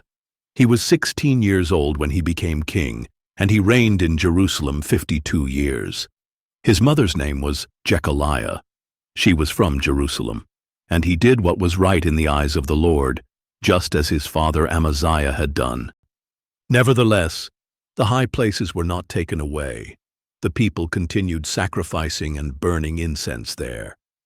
And the Lord afflicted the king with leprosy until the day he died, so that he lived in a separate house, while his son Jotham had charge of the palace and governed the people of the land. As for the rest of the acts of Azariah, along with all his accomplishments, are they not written in the book of the Chronicles of the kings of Judah? And Azariah rested with his fathers, and was buried near them in the city of David. And his son Jotham reigned in his place. In the 38th year of Azariah's reign over Judah, Zechariah son of Jeroboam became king of Israel, and he reigned in Samaria 6 months. And he did evil in the sight of the Lord, as his fathers had done. He did not turn away from the sins that Jeroboam son of Nebat had caused Israel to commit. Then Shallum son of Jabesh conspired against Zechariah, struck him down and killed him in front of the people, and reigned in his place. As for the rest of the acts of Zechariah, they are indeed written in the book of the Chronicles of the kings of Israel. So the word of the Lord spoken to Jehu was fulfilled. 4 generations of your sons will sit on the throne of Israel. In the 39th year of Uzziah's reign over Judah, Shallum son of Jabesh became king, and he reigned in Samaria 1 full month. Then Menahem son of Gadi went up from Tirzah to Samaria, struck down and killed Shallum son of Jabesh, and reigned in his place. As for the rest of the acts of Shallum, along with the conspiracy he led, they are indeed written in the book of the Chronicles of the Kings of Israel. At that time, Menahem, starting from Tirzah, attacked Tifsah and everyone in its vicinity, because they would not open their gates. So he attacked Tifsah and ripped open all the pregnant women. In the 39th year of Azariah's reign over Judah, Menahem son of Gadi became king of Israel, and he reigned in Samaria 10 years. And he did evil in the sight of the Lord, and throughout his reign he did not turn away from the sins that Jeroboam son of Nebat had caused Israel to commit. Then Pul king of Assyria invaded the land, and Menahem gave Pul 1,000 talents of silver in order to gain his support and strengthen his own grip on the kingdom. Menahem exacted this money from each of the wealthy men of Israel, 50 shekels of silver from each man, to give to the king of Assyria. So the king of Assyria withdrew and did not remain in the land. As for the rest of the acts of Menahem, along with all his accomplishments, are they not written in the book of the Chronicles of the Kings of Israel? And Menahem rested with his fathers, and his son Pekahiah reigned in his place. In the 50th year of Azariah's reign over Judah, Pekahiah son of Menahem became king of Israel and reigned in Samaria 2 years. And he did evil in the sight of the Lord, and did not turn away from the sins that Jeroboam son of Nebat had caused Israel to commit. Then his officer, Pekah son of Remaliah, conspired against him along with Argob, Ariah, and 50 men of Gilead. And at the citadel of the king's palace in Samaria, Pekah struck down and killed Pekahiah, and reigned in his place. As for the rest of the acts of Pekahiah, along with all his accomplishments, they are indeed written in the book of the Chronicles of the Kings of Israel. In the 52nd year of Azariah's reign over Judah, Pekah son of Remaliah became king of Israel, and he reigned in Samaria 20 years. And he did evil in the sight of the Lord, and did not turn away from the sins that Jeroboam son of Nebat had caused Israel to commit. In the days of Pekah king of Israel, Tiglath-Pileser king of Assyria came and captured Ijon, Abel-Beth-Maacah, Genoa, Kadesh, Hazor, Gilead, and Galilee, including all the land of Naphtali, and he took the people as captives to Assyria. Then Hoshea son of Elah led a conspiracy against Pekah, son of Remaliah. In the 20th year of Jotham, son of Uzziah, Hoshea attacked Pekah, killed him, and reigned in his place. As for the rest of the acts of Pekah, along with all his accomplishments, they are indeed written in the book of the Chronicles of the Kings of Israel. In the 2nd year of the reign of Pekah, son of Remaliah over Israel, Jotham son of Uzziah became king of Judah. He was 25 years old when he became king, and he reigned in Jerusalem 16 years. His mother's name was Jerusha, daughter of Zadok. And he did what was right in the eyes of the Lord, just as his father Uzziah had done. Nevertheless, the high places were not taken away. The people continued sacrificing and burning incense there. Jotham rebuilt the upper gate of the house of the Lord. As for the rest of the acts of Jotham, along with his accomplishments, are they not written in the book of the Chronicles of the Kings of Judah? In those days, the Lord began to send Rezin king of Aram and Pekah, son of Remaliah, against Judah. And Jotham rested with his fathers, and was buried with them in the city of David his father, and his son Ahaz reigned in his place. Audio Bible, 2 Kings, chapter 16. In the 17th year of Pekah son of Remaliah, Ahaz son of Jotham became king of Judah. Ahaz was 20 years old when he became king, and he reigned in Jerusalem 16 years. And unlike David his father, he did not do what was right in the eyes of the Lord his God. Instead, he walked in the ways of the kings of Israel, and even sacrificed his son in the fire, according to the abominations of the nations that the Lord had driven out before the Israelites. And he sacrificed and burned incense on the high places, on the hills, and under every green tree. Then Rezin king of Aram and Pekah, son of Remaliah king of Israel, came up to wage war against Jerusalem. They besieged Ahaz, but could not overcome him. At that time, Rezin king of Aram recovered Elath for Aram, drove out the men of Judah, and sent the Edomites into Elath, where they live to this day. So Ahaz sent messengers to Tiglath-Pileser king of Assyria, saying, I am your servant and your son. Come up and save me from the hands of the kings of Aram and Israel, who are rising up against me. Ahaz also took the silver and gold found in the house of the Lord and in the treasuries of the king's palace, and he sent it as a gift to the king of Assyria. So the king of Assyria responded to him, marched up to Damascus, and captured it. He took its people to Kir as captives and put Rezin to death. Then King Ahaz went to Damascus to meet Tiglath-Pileser king of Assyria. On seeing the altar in Damascus, King Ahaz sent Uriah the priest a model of the altar and complete plans for its construction. And Uriah the priest built the altar according to all the instructions King Ahaz had sent from Damascus, and he completed it before King Ahaz returned. When the king came back from Damascus and saw the altar, he approached it and presented offerings on it. He offered his burnt offering and his grain offering, poured out his drink offering, and splattered the blood of his peace offerings on the altar. He also took the bronze altar that stood before the Lord from the front of the temple, between the new altar and the house of the Lord, and he put it on the north side of the new altar. Then King Ahaz commanded Uriah the priest, offer on the great altar the morning burnt offering, the evening grain offering, and the king's burnt offering and grain offering, as well as the burnt offerings, grain offerings, and drink offerings of all the people of the land. Splatter on the altar all the blood of the burnt offerings and sacrifices. But I will use the bronze altar to seek guidance. So Uriah the priest did, just as King Ahaz had commanded. King Ahaz also cut off the frames of the movable stands and removed the bronze basin from each of them.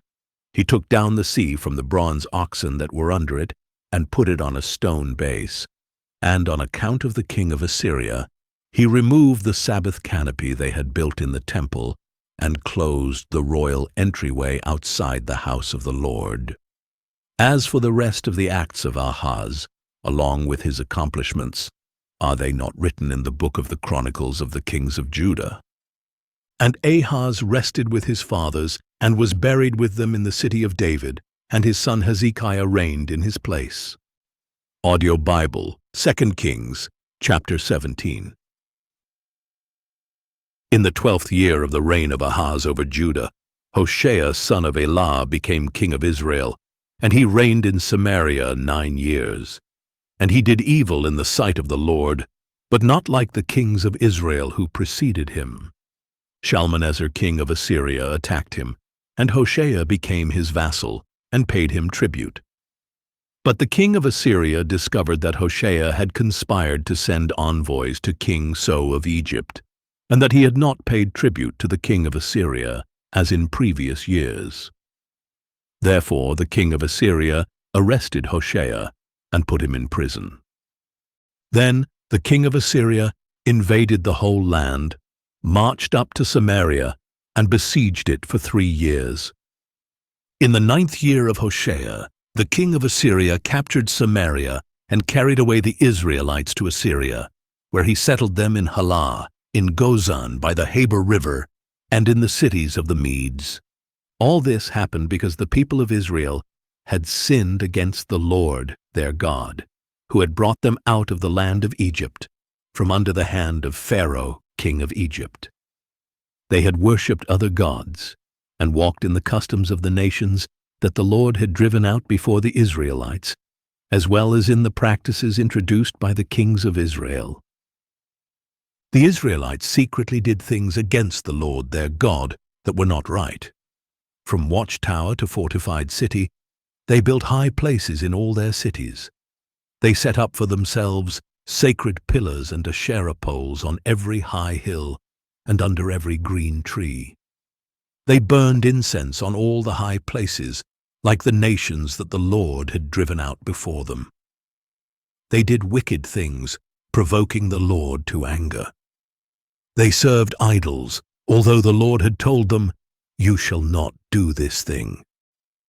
Yet through all his prophets and seers, the Lord warned Israel and Judah, saying, "Turn from your wicked ways and keep my commandments and statutes, according to the entire law that I commanded your fathers and delivered to you through my servants the prophets." But they would not listen, and they stiffened their necks like their fathers, who did not believe the Lord their God. They rejected his statutes and the covenant he had made with their fathers, as well as the decrees he had given them. They pursued worthless idols and became worthless themselves, going after the surrounding nations that the Lord had commanded them not to imitate. They abandoned all the commandments of the Lord their God and made for themselves 2 cast idols of calves and an Asherah pole. They bowed down to all the host of heaven and served Baal. They sacrificed their sons and daughters in the fire and practiced divination and soothsaying. They devoted themselves to doing evil in the sight of the Lord, provoking him to anger. So the Lord was very angry with Israel, and he removed them from his presence. Only the tribe of Judah remained, and even Judah did not keep the commandments of the Lord their God, but lived according to the customs Israel had introduced. So the Lord rejected all the descendants of Israel. He afflicted them and delivered them into the hands of plunderers, until he had banished them from his presence. When the Lord had torn Israel away from the house of David, they made Jeroboam son of Nebat king. And Jeroboam led Israel away from following the Lord and caused them to commit a great sin. The Israelites persisted in all the sins that Jeroboam had committed and did not turn away from them. Finally, the Lord removed Israel from his presence, as he had declared through all his servants the prophets. So Israel was exiled from their homeland into Assyria, where they are to this day.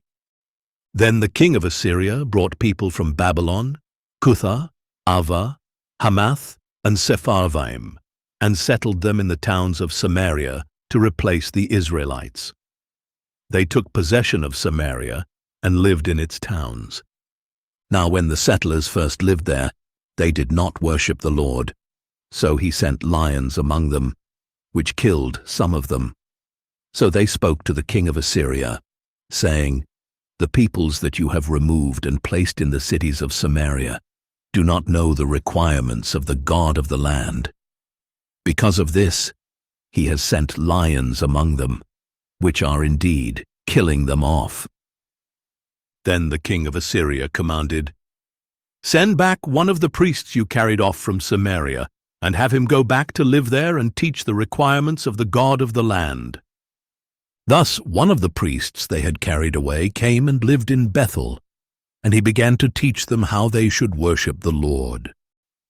Nevertheless, the people of each nation continued to make their own gods in the cities where they had settled, and they set them up in the shrines that the people of Samaria had made on the high places. The men of Babylon made Succoth-Benoth. The men of Cuth made Nergal. The men of Hamath made Ashima. The Avites made Nibhaz and Tartak. And the Sepharvites burned their children in the fire, to Adramelech and Anamelech, the gods of Sepharvaim. So the new residents worshipped the Lord, but they also appointed for themselves priests of all sorts to serve in the shrines of the high places. They worshipped the Lord, but they also served their own gods, according to the customs of the nations from which they had been carried away. To this day, they are still practicing their former customs. None of them worship the Lord, or observe the statutes, ordinances, laws, and commandments that the Lord gave the descendants of Jacob, whom he named Israel. For the Lord had made a covenant with the Israelites, and commanded them, "Do not worship other gods or bow down to them. Do not serve them or sacrifice to them.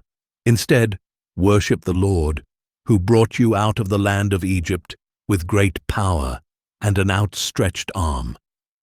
You are to bow down to him and offer sacrifices to him. And you must always be careful to observe the statutes, ordinances, laws, and commandments he wrote for you. Do not worship other gods.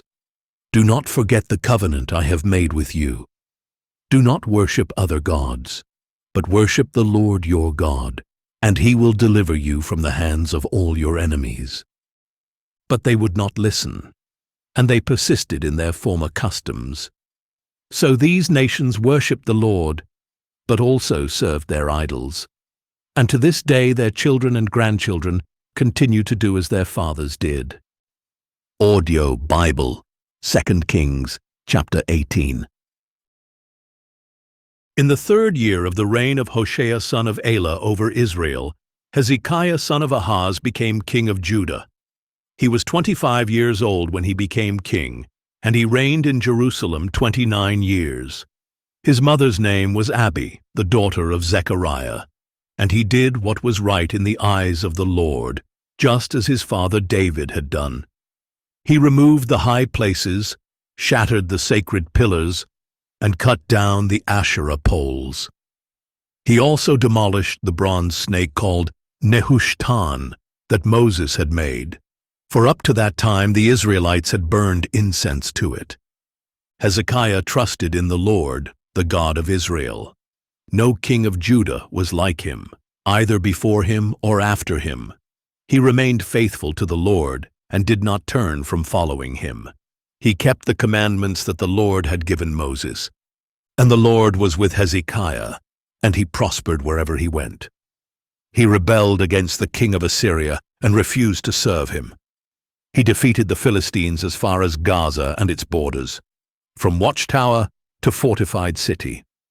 In the 4th year of Hezekiah's reign, which was the 7th year of the reign of Hoshea son of Elah over Israel, Shalmaneser king of Assyria marched against Samaria and besieged it. And at the end of 3 years the Assyrians captured it. So Samaria was captured in the 6th year of Hezekiah, which was the 9th year of Hoshea king of Israel. The king of Assyria exiled the Israelites to Assyria and settled them in Hala, in Gozan by the Habor River, and in the cities of the Medes. This happened because they did not listen to the voice of the Lord their God, but violated his covenant, all that Moses the servant of the Lord had commanded, and would neither listen nor obey. In the 14th year of Hezekiah's reign, Sennacherib king of Assyria attacked and captured all the fortified cities of Judah. So Hezekiah king of Judah sent word to the king of Assyria at Lachish, saying, "I have done wrong. Withdraw from me, and I will pay whatever you demand from me." And the king of Assyria exacted from Hezekiah king of Judah 300 talents of silver and 30 talents of gold. Hezekiah gave him all the silver that was found in the house of the Lord and in the treasuries of the royal palace. At that time Hezekiah stripped the gold with which he had plated the doors and doorposts of the temple of the Lord, and he gave it to the king of Assyria. Nevertheless, the king of Assyria sent the Tartan, the Rabsaris, and the Rabshakeh, along with a great army, from Lachish to King Hezekiah at Jerusalem. They advanced up to Jerusalem and stationed themselves by the aqueduct of the upper pool on the road to the launderer's field. Then they called for the king, and Eliakim son of Hilkiah the palace administrator, Shebna the scribe, and Joah son of Asaph the recorder went out to them. The Rabshakeh said to them, "Tell Hezekiah that this is what the great king, the king of Assyria, says. What is the basis of this confidence of yours? You claim to have a strategy and strength for war, but these are empty words. In whom are you now trusting, that you have rebelled against me? Look now, you are trusting in Egypt, that splintered reed of a staff that will pierce the hand of anyone who leans on it. Such is Pharaoh king of Egypt to all who trust in him. But if you say to me, 'We trust in the Lord our God,' is he not the one whose high places and altars Hezekiah has removed, saying to Judah and Jerusalem, 'You must worship before this altar in Jerusalem'? Now, therefore, make a bargain with my master, the king of Assyria. I will give you 2,000 horses, if you can put riders on them. For how can you repel a single officer among the least of my master's servants, when you depend on Egypt for chariots and horsemen? So now, was it apart from the Lord that I have come up against this place to destroy it? The Lord himself said to me, 'Go up against this land and destroy it.'" Then Eliakim, son of Hilkiah, along with Shebna and Joah, said to the Rabshakeh, "Please speak to your servants in Aramaic, since we understand it. Do not speak with us in Hebrew in the hearing of the people on the wall." But the Rabshakeh replied, "Has my master sent me to speak these words only to you and your master, and not to the men sitting on the wall, who are destined with you to eat their own dung and drink their own urine?"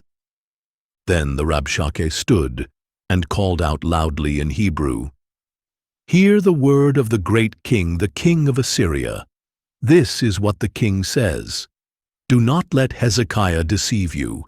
He cannot deliver you from my hand. Do not let Hezekiah persuade you to trust in the Lord, when he says, 'The Lord will surely deliver us. This city will not be given into the hand of the king of Assyria.' Do not listen to Hezekiah, for this is what the king of Assyria says. Make peace with me and come out to me. Then every one of you will eat from his own vine and his own fig tree and drink water from his own cistern, until I come and take you away to a land like your own, a land of grain and new wine, a land of bread and vineyards, a land of olive trees and honey, so that you may live and not die. But do not listen to Hezekiah, for he misleads you when he says, 'The Lord will deliver us.' Has the God of any nation ever delivered his land from the hand of the king of Assyria? Where are the gods of Hamath and Arpad? Where are the gods of Sepharvaim, Hena, and Ivah? Have they delivered Samaria from my hand? Who among all the gods of these lands has delivered his land from my hand? How then can the Lord deliver Jerusalem from my hand?" But the people remained silent, and did not answer a word, for Hezekiah had commanded, "Do not answer him." Then Hilkiah's son Eliakim the palace administrator, Shebna the scribe, and Asaph's son Joah the recorder came to Hezekiah with their clothes torn, and they relayed to him the words of the Rabshakeh. Audio Bible, 2 Kings, chapter 19. On hearing this report, King Hezekiah tore his clothes, put on sackcloth, and entered the house of the Lord. And he sent Eliakim the palace administrator, Shebna the scribe, and the leading priests, all wearing sackcloth, to the prophet Isaiah son of Amoz, to tell him, "This is what Hezekiah says. Today is a day of distress, rebuke, and disgrace, for children have come to the point of birth, but there is no strength to deliver them. Perhaps the Lord your God will hear all the words of the Rabshakeh, whom his master, the king of Assyria, has sent to defy the living God, and he will rebuke him for the words that the Lord your God has heard. Therefore, lift up a prayer for the remnant that still survives." So the servants of King Hezekiah went to Isaiah, who replied, "Tell your master that this is what the Lord says. Do not be afraid of the words you have heard, with which the servants of the king of Assyria have blasphemed me. Behold, I will put a spirit in him, so that he will hear a rumor and return to his own land, where I will cause him to fall by the sword." When the Rabshakeh heard that the king of Assyria had left Lachish, he withdrew and found the king fighting against Libnah. Now Sennacherib had been warned about Tirhakah, king of Cush. "Look, he has set out to fight against you." So Sennacherib again sent messengers to Hezekiah, saying, "Give this message to Hezekiah, king of Judah. Do not let your God, in whom you trust, deceive you by saying that Jerusalem will not be delivered into the hand of the king of Assyria. Surely you have heard what the kings of Assyria have done to all the other countries, devoting them to destruction. Will you then be spared? Did the gods of the nations destroyed by my fathers rescue those nations? The gods of Gozan, Haran, and Rezeph, and of the people of Eden in Telassar? Where are the kings of Hamath, Arpad, Sepharvaim, Hena, and Ivah? So Hezekiah received the letter from the messengers, read it, and went up to the house of the Lord, and spread it out before the Lord. And Hezekiah prayed before the Lord, O Lord, God of Israel, enthroned between the cherubim, you alone are God over all the kingdoms of the earth. You made the heavens and the earth. Incline your ear, O Lord, and hear. Open your eyes, O Lord, and see. Listen to the words that Sennacherib has sent to defy the living God. Truly, O Lord, the kings of Assyria have laid waste these nations and their lands. They have cast their gods into the fire and destroyed them, for they were not gods, but only wood and stone, the work of human hands. And now, O Lord our God, please save us from his hand, so that all the kingdoms of the earth may know that you alone, O Lord, are God. Then Isaiah son of Amoz sent a message to Hezekiah. This is what the Lord, the God of Israel, says, I have heard your prayer concerning Sennacherib, king of Assyria. This is the word that the Lord has spoken against him. The virgin daughter of Zion despises you and mocks you. The daughter of Jerusalem shakes her head behind you. Whom have you taunted and blasphemed? Against whom have you raised your voice and lifted your eyes in pride? Against the Holy One of Israel. Through your servants you have taunted the Lord, and you have said, With my many chariots I have ascended to the heights of the mountains, to the remote peaks of Lebanon. I have cut down its tallest cedars, the finest of its cypresses. I have reached its farthest outposts, the densest of its forests. I have dug wells and drunk foreign waters. With the soles of my feet I have dried up all the streams of Egypt. Have you not heard? Long ago I ordained it. In days of old I planned it. Now I have brought it to pass, that you should crush fortified cities into piles of rubble. Therefore their inhabitants, devoid of power, are dismayed and ashamed. They are like plants in the field, tender green shoots, grass on the rooftops, scorched before it is grown. But I know you're sitting down, you're going out and coming in, and you're raging against me. Because your rage and arrogance against me have reached my ears, I will put my hook in your nose and my bit in your mouth. I will send you back the way you came. And this will be a sign to you, O Hezekiah. This year you will eat what grows on its own, and in the second year what springs from the same. But in the third year you will sow and reap. You will plant vineyards and eat their fruit. And the surviving remnant of the house of Judah will again take root below and bear fruit above. For a remnant will go forth from Jerusalem, and survivors from Mount Zion. The zeal of the Lord of hosts will accomplish this. So this is what the Lord says about the king of Assyria. He will not enter this city or shoot an arrow into it.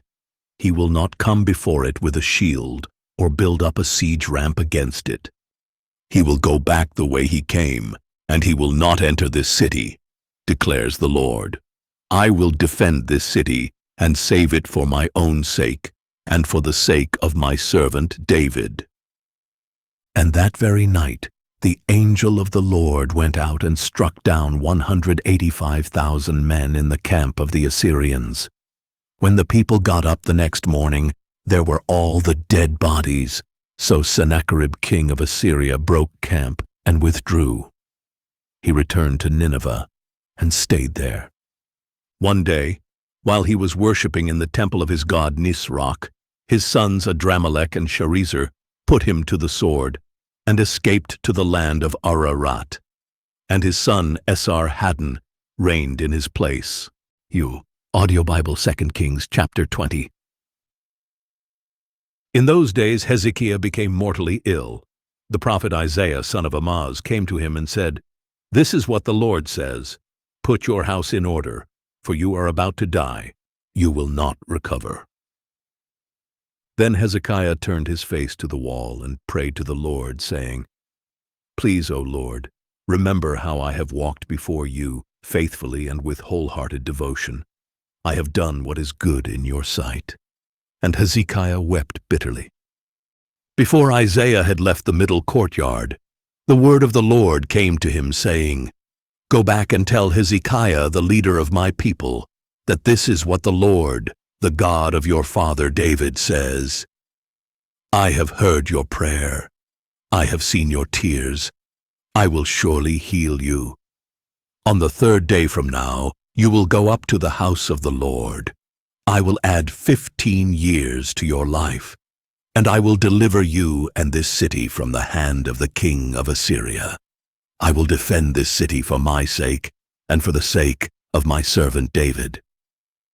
Then Isaiah said, "Prepare a poultice of figs." So they brought it and applied it to the boil, and Hezekiah recovered. Now Hezekiah had asked Isaiah, "What will be the sign that the Lord will heal me, and that I will go up to the house of the Lord on the 3rd day?" And Isaiah had replied, "This will be a sign to you from the Lord that he will do what he has promised. Would you like the shadow to go forward 10 steps or back 10 steps?" "It is easy for the shadow to lengthen 10 steps," answered Hezekiah, "but not for it to go back 10 steps. So Isaiah the prophet called out to the Lord, and he brought the shadow back the 10 steps it had descended on the stairway of Ahaz. At that time, Merodach-Baladan, son of Baladan, king of Babylon, sent letters and a gift to Hezekiah, for he had heard about Hezekiah's illness. And Hezekiah received the envoys and showed them all that was in his treasure house, the silver, the gold, the spices, and the precious oil, as well as his armory, all that was found in his storehouses. There was nothing in his palace or in all his dominion that Hezekiah did not show them. Then the prophet Isaiah went to King Hezekiah and asked, "Where did those men come from, and what did they say to you?" "They came from a distant land," Hezekiah replied, "from Babylon." "What have they seen in your palace?" Isaiah asked. "They have seen everything in my palace," answered Hezekiah. "There is nothing among my treasures that I did not show them." Then Isaiah said to Hezekiah, "Hear the word of the Lord. The time will surely come when everything in your palace and all that your fathers have stored up until this day will be carried off to Babylon. Nothing will be left, says the Lord. And some of your descendants, your own flesh and blood, will be taken away to be eunuchs in the palace of the king of Babylon." But Hezekiah said to Isaiah, "The word of the Lord that you have spoken is good." For he thought, "Will there not at least be peace and security in my lifetime?" As for the rest of the acts of Hezekiah, along with all his might, and how he constructed the pool and the tunnel to bring water into the city, are they not written in the book of the Chronicles of the kings of Judah? And Hezekiah rested with his fathers, and his son Manasseh reigned in his place. Audio Bible 2 Kings chapter 21. Manasseh was 12 years old when he became king, and he reigned in Jerusalem 55 years. His mother's name was Hephzibah, and he did evil in the sight of the Lord by following the abominations of the nations that the Lord had driven out before the Israelites. For he rebuilt the high places that his father Hezekiah had destroyed, and he raised up altars for Baal. He made an Asherah pole, as King Ahab of Israel had done, and he worshipped and served all the host of heaven. Manasseh also built altars in the house of the Lord, of which the Lord had said, "In Jerusalem I will put my name." In both courtyards of the house of the Lord, he built altars to all the host of heaven. He sacrificed his own son in the fire, practiced sorcery and divination, and consulted mediums and spiritists. He did great evil in the sight of the Lord, provoking him to anger. Manasseh even took the carved Asherah pole he had made and set it up in the temple, of which the Lord had said to David and his son Solomon, "In this temple and in Jerusalem, which I have chosen out of all the tribes of Israel, I will establish my name forever. I will never again cause the feet of the Israelites to wander from the land that I gave to their fathers, if only they are careful to do all I have commanded them, the whole law that my servant Moses commanded them." But the people did not listen, and Manasseh led them astray, so that they did greater evil than the nations that the Lord had destroyed before the Israelites. And the Lord spoke through his servants the prophets, saying, "Since Manasseh king of Judah has committed all these abominations, acting more wickedly than the Amorites who preceded him, and with his idols has caused Judah to sin, this is what the Lord, the God of Israel, says, Behold, I am bringing such calamity upon Jerusalem and Judah that the news will reverberate in the ears of all who hear it. I will stretch out over Jerusalem the measuring line used against Samaria and the plumb line used against the house of Ahab, and I will wipe out Jerusalem as one wipes out a bowl, wiping it and turning it upside down.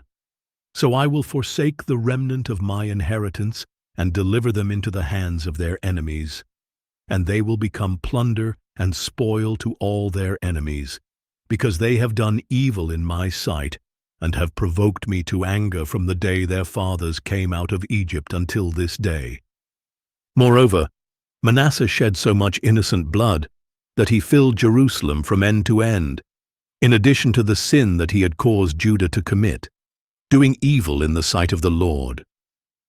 As for the rest of the acts of Manasseh, along with all his accomplishments and the sin that he committed, are they not written in the book of the Chronicles of the kings of Judah? And Manasseh rested with his fathers, and was buried in his palace garden, the garden of Uzzah, and his son Amon reigned in his place. Amon was 22 years old when he became king, and he reigned in Jerusalem 2 years. His mother's name was Meshullemeth, daughter of Haruz. She was from Jotbah, and he did evil in the sight of the Lord, as his father Manasseh had done. He walked in all the ways of his father, and he served and worshipped the idols his father had served. He abandoned the Lord, the God of his fathers, and did not walk in the way of the Lord. Then the servants of Ammon conspired against him and killed the king in his palace. But the people of the land killed all those who had conspired against King Ammon, and they made his son Josiah king in his place. As for the rest of the acts of Ammon, along with his accomplishments, are they not written in the book of the Chronicles of the kings of Judah? And he was buried in his tomb in the garden of Uzzah, and his son Josiah reigned in his place. Audio Bible, 2 Kings, chapter 22. Josiah was 8 years old when he became king, and he reigned in Jerusalem 31 years. His mother's name was Jedidah, daughter of Adiah. She was from Bozkath. And he did what was right in the eyes of the Lord, and walked in all the ways of his father David. He did not turn aside to the right or to the left.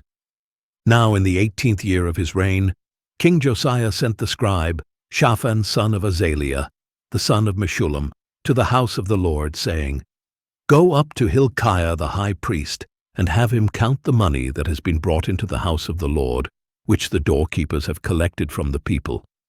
And let them deliver it into the hands of the supervisors of those doing the work on the house of the Lord, who in turn are to give it to the workmen repairing the damages to the house of the Lord, to the carpenters, builders, and masons, to buy timber and dressed stone to repair the temple. But they need not account for the money put into their hands, since they work with integrity. Then Hilkiah the high priest said to Shaphan the scribe, I have found the book of the law in the house of the Lord. And he gave it to Shaphan, who read it. And Shaphan the scribe went to the king and reported, Your servants have paid out the money that was found in the temple, and have put it into the hands of the workers and supervisors of the house of the Lord. Moreover, Shaphan the scribe told the king, Hilkiah the priest has given me a book. And Shaphan read it in the presence of the king. When the king heard the words of the book of the law, he tore his clothes and commanded Hilkiah the priest, Ahikam son of Shaphan, Achbor son of Micaiah, Shaphan the scribe, and Asaiah the servant of the king, Go and inquire of the Lord for me, for the people, and for all Judah concerning the words in this book that has been found. For great is the wrath of the Lord that burns against us, because our fathers have not obeyed the words of this book, by doing all that is written about us. So Hilkiah the priest, Ahikam, Achbor, Shaphan, and Asaiah went and spoke to Huldah, the prophetess, the wife of Shallum son of Tikvah, the son of Harhas, the keeper of the wardrobe. She lived in Jerusalem, in the 2nd district. And Huldah said to them, This is what the Lord, the God of Israel, says.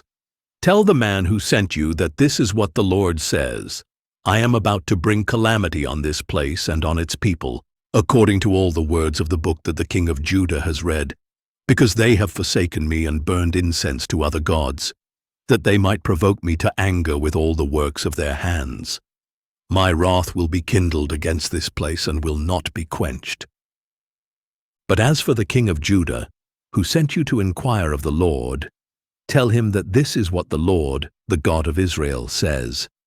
As for the words that you heard, because your heart was tender, and you humbled yourself before the Lord, when you heard what I spoke against this place and against its people, that they would become a desolation and a curse, and because you have torn your clothes and wept before me, I have heard you, declares the Lord. Therefore I will indeed gather you to your fathers, and you will be gathered to your grave in peace. Your eyes will not see all the calamity that I will bring on this place. So they brought her answer back to the king. Audio Bible, 2 Kings, chapter 23. Then the king summoned all the elders of Judah and Jerusalem, and he went up to the house of the Lord with all the people of Judah and Jerusalem, as well as the priests and the prophets, all the people small and great. And in their hearing he read all the words of the book of the covenant that had been found in the house of the Lord. So the king stood by the pillar and made a covenant before the Lord to follow the Lord and to keep his commandments, decrees, and statutes with all his heart and all his soul, and to carry out the words of the covenant that were written in this book. And all the people entered into the covenant. Then the king commanded Hilkiah the high priest, the priests second in rank, and the doorkeepers to remove from the temple of the Lord all the articles made for Baal, Asherah, and all the host of heaven. And he burned them outside Jerusalem in the fields of Kidron, and carried their ashes to Bethel. Josiah also did away with the idolatrous priests ordained by the kings of Judah to burn incense on the high places of the cities of Judah, and in the places all around Jerusalem, those who had burned incense to Baal, to the sun and moon, to the constellations, and to all the host of heaven. He brought the Asherah pole from the house of the Lord to the Kidron valley outside Jerusalem, and there he burned it, ground it to powder, and threw its dust on the graves of the common people. He also tore down the quarters of the male shrine prostitutes that were in the house of the Lord, where the women had woven tapestries for Asherah. Then Josiah brought all the priests from the cities of Judah, and desecrated the high places, from Geba to Beersheba, where the priests had burned incense. He tore down the high places of the gates at the entrance of the gate of Joshua, the governor of the city, which was to the left of the city gate. Although the priests of the high places did not come up to the altar of the Lord in Jerusalem, they ate unleavened bread with their fellow priests. He also desecrated Topheth in the valley of Ben-Hinnom, so that no one could sacrifice his son or daughter in the fire to Molech. And he removed from the entrance to the house of the Lord the horses that the kings of Judah had dedicated to the sun. They were in the court near the chamber of an official named Nathan-Melech. And Josiah burned up the chariots of the sun. He pulled down the altars that the kings of Judah had set up on the roof near the upper chamber of Ahaz, and the altars that Manasseh had set up in the 2 courtyards of the house of the Lord. The king pulverized them there and threw their dust into the Kidron Valley. The king also desecrated the high places east of Jerusalem, to the south of the Mount of Corruption, which King Solomon of Israel had built for Ashtoreth, the abomination of the Sidonians, for Chemosh, the abomination of the Moabites, and for Milcom, the abomination of the Ammonites. He smashed the sacred pillars to pieces, cut down the Asherah poles, and covered the sites with human bones. He even pulled down the altar at Bethel, the high place set up by Jeroboam son of Nebat, who had caused Israel to sin. Then he burned the high place, ground it to powder, and burned the Asherah pole. And as Josiah turned, he saw the tombs there on the hillside, and he sent someone to take the bones out of the tombs. And he burned them on the altar to defile it, according to the word of the Lord, proclaimed by the man of God who had foretold these things.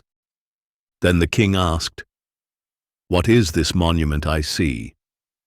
And the men of the city replied, "It is the tomb of the man of God who came from Judah, and proclaimed these things that you have done to the altar of Bethel." "Let him rest," said Josiah. "Do not let anyone disturb his bones." So they left his bones undisturbed, along with those of the prophet who had come from Samaria. Just as Josiah had done at Bethel, so also in the cities of Samaria, he removed all the shrines of the high places set up by the kings of Israel who had provoked the Lord to anger. On the altars, he slaughtered all the priests of the high places, and he burned human bones on them. Then he returned to Jerusalem.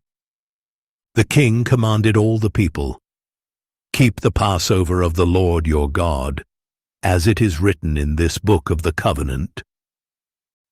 No such Passover had been observed from the days of the judges who had governed Israel through all the days of the kings of Israel and Judah. But in the 18th year of Josiah's reign, this Passover was observed to the Lord in Jerusalem. Furthermore, Josiah removed the mediums and spiritists, the household gods and idols, and all the abominations that were seen in the land of Judah and in Jerusalem. He did this to carry out the words of the law written in the book that Hilkiah the priest had found in the house of the Lord. Neither before nor after Josiah was there any king like him, who turned to the Lord with all his heart and with all his soul and with all his strength, according to all the law of Moses. Nevertheless, the Lord did not turn away from the fury of his burning anger, which was kindled against Judah, because of all that Manasseh had done to provoke him to anger. For the Lord had said, "I will remove Judah from my sight, just as I removed Israel. I will reject this city Jerusalem, which I chose, and the temple of which I said, 'My name shall be there.'" As for the rest of the acts of Josiah and all his accomplishments, are they not written in the book of the Chronicles of the kings of Judah? During Josiah's reign, Pharaoh Necho, king of Egypt, marched up to help the king of Assyria at the Euphrates River. King Josiah went out to confront him, but Necho faced him and killed him at Megiddo. From Megiddo his servants carried his body in a chariot, brought him to Jerusalem, and buried him in his own tomb. Then the people of the land took Jehoahaz, son of Josiah, anointed him, and made him king in place of his father. Jehoahaz was 23 years old when he became king, and he reigned in Jerusalem 3 months. His mother's name was Hamutal, daughter of Jeremiah. She was from Libnah, and he did evil in the sight of the Lord, just as his fathers had done. And Pharaoh Necho imprisoned Jehoahaz at Riblah in the land of Hamath, so that he could not reign in Jerusalem. And he imposed on Judah a levy of 100 talents of silver and a talent of gold. Then Pharaoh Necho made Eliakim, son of Josiah, king in place of his father Josiah, and he changed Eliakim's name to Jehoiakim. But Necho took Jehoahaz and carried him off to Egypt, where he died. So Jehoiakim paid the silver and gold to Pharaoh Necho, but to meet Pharaoh's demand, he taxed the land and exacted the silver and the gold from the people, each according to his wealth. Jehoiakim was 25 years old when he became king, and he reigned in Jerusalem 11 years. His mother's name was Zebidah, daughter of Pedaiah. She was from Rumah. And he did evil in the sight of the Lord, just as his fathers had done. Audio Bible, 2 Kings, chapter 24. During Jehoiakim's reign, Nebuchadnezzar, king of Babylon, invaded. So Jehoiakim became his vassal for 3 years, until he turned and rebelled against Nebuchadnezzar. And the Lord sent Chaldean, Aramean, Moabite, and Ammonite raiders against Jehoiakim in order to destroy Judah, according to the word that the Lord had spoken through his servants the prophets. Surely this happened to Judah at the Lord's command, to remove them from his presence because of the sins of Manasseh and all that he had done, and also for the innocent blood he had shed. For he had filled Jerusalem with innocent blood, and the Lord was unwilling to forgive. As for the rest of the acts of Jehoiakim, along with all his accomplishments, are they not written in the book of the Chronicles of the kings of Judah? And Jehoiakim rested with his fathers, and his son Jehoiachin reigned in his place. Now the king of Egypt did not march out of his land again, because the king of Babylon had taken all his territory, from the brook of Egypt to the Euphrates River. Jehoiachin was 18 years old when he became king, and he reigned in Jerusalem 3 months. His mother's name was Nehushta, daughter of Elnathan. She was from Jerusalem, and he did evil in the sight of the Lord, just as his father had done. At that time the servants of Nebuchadnezzar, king of Babylon, marched up to Jerusalem, and the city came under siege. And Nebuchadnezzar, king of Babylon, came to the city while his servants were besieging it. Jehoiachin, king of Judah, his mother, his servants, his commanders, and his officials all surrendered to the king of Babylon. So in the 8th year of his reign, the king of Babylon took him captive. As the Lord had declared, Nebuchadnezzar also carried off all the treasures from the house of the Lord and the royal palace. And he cut into pieces all the gold articles that Solomon, king of Israel, had made in the temple of the Lord. He carried into exile all Jerusalem, all the commanders and mighty men of valor, all the craftsmen and metalsmiths, 10,000 captives in all. Only the poorest people of the land remained.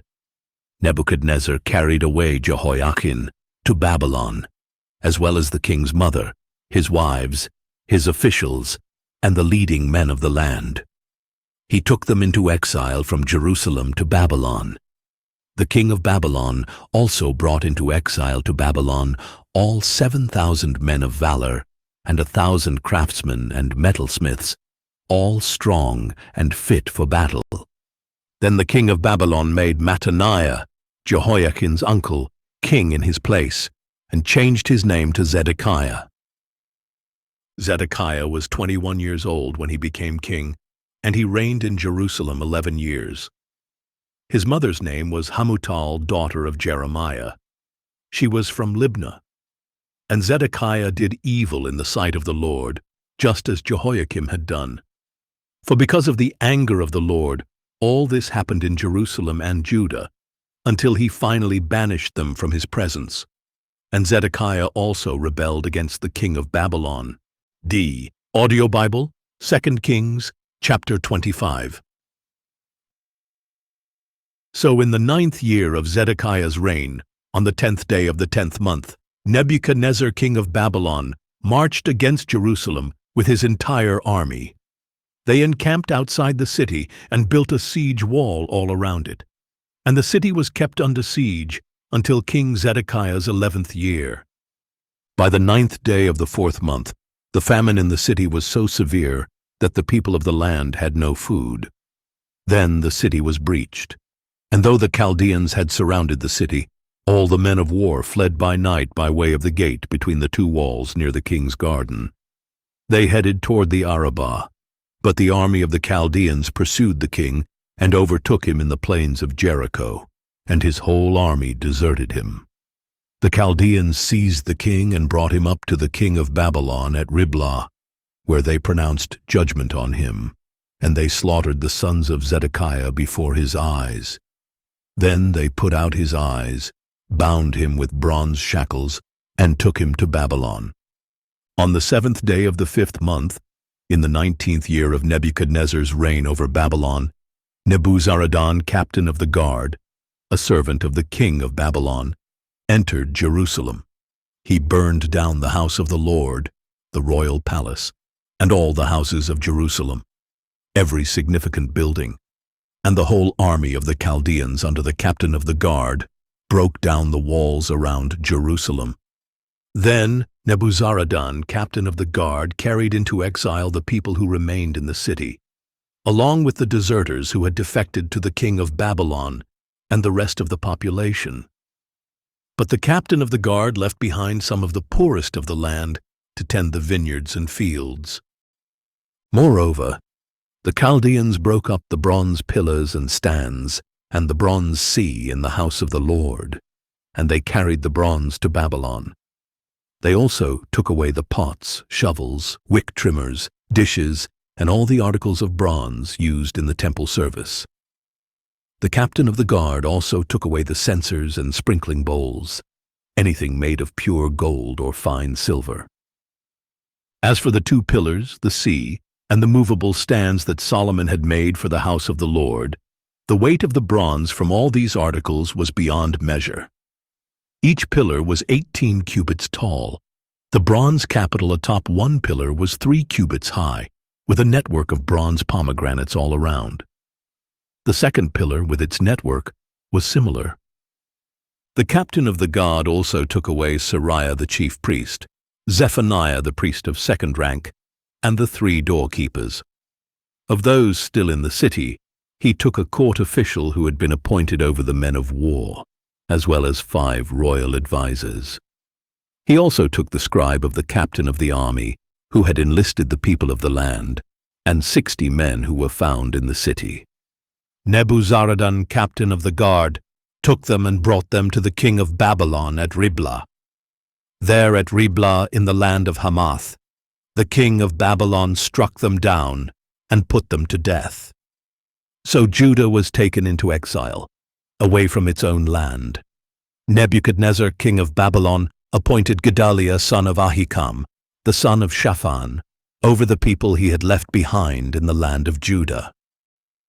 When all the commanders of the armies and their men heard that the king of Babylon had appointed Gedaliah as governor, they came to Gedaliah at Mizpah. Ishmael son of Nethaniah, Johanan son of Kareah, Sariah son of Tanhumeth the Netophathite, and Jazaniah son of the Maacathite, as well as their men. And Gedaliah took an oath before them and their men, assuring them, "Do not be afraid of the servants of the Chaldeans. Live in the land and serve the king of Babylon, and it will be well with you." In the 7th month, however, Ishmael son of Nethaniah, the son of Elishama, who was a member of the royal family, came with 10 men and struck down and killed Gedaliah, along with the Judeans and Chaldeans who were with him at Mizpah. Then all the people, small and great, together with the commanders of the army, arose and fled to Egypt for fear of the Chaldeans. On the 27th day of the 12th month of the 37th year of the exile of Judah's king Jehoiakim, in the year Evil-Merodach became king of Babylon, he released King Jehoiakim of Judah from prison. And he spoke kindly to Jehoiakim and set his throne above the thrones of the other kings who were with him in Babylon. So Jehoiakim changed out of his prison clothes, and he dined regularly at the king's table for the rest of his life. And the king provided Jehoiakim a daily portion for the rest of his life.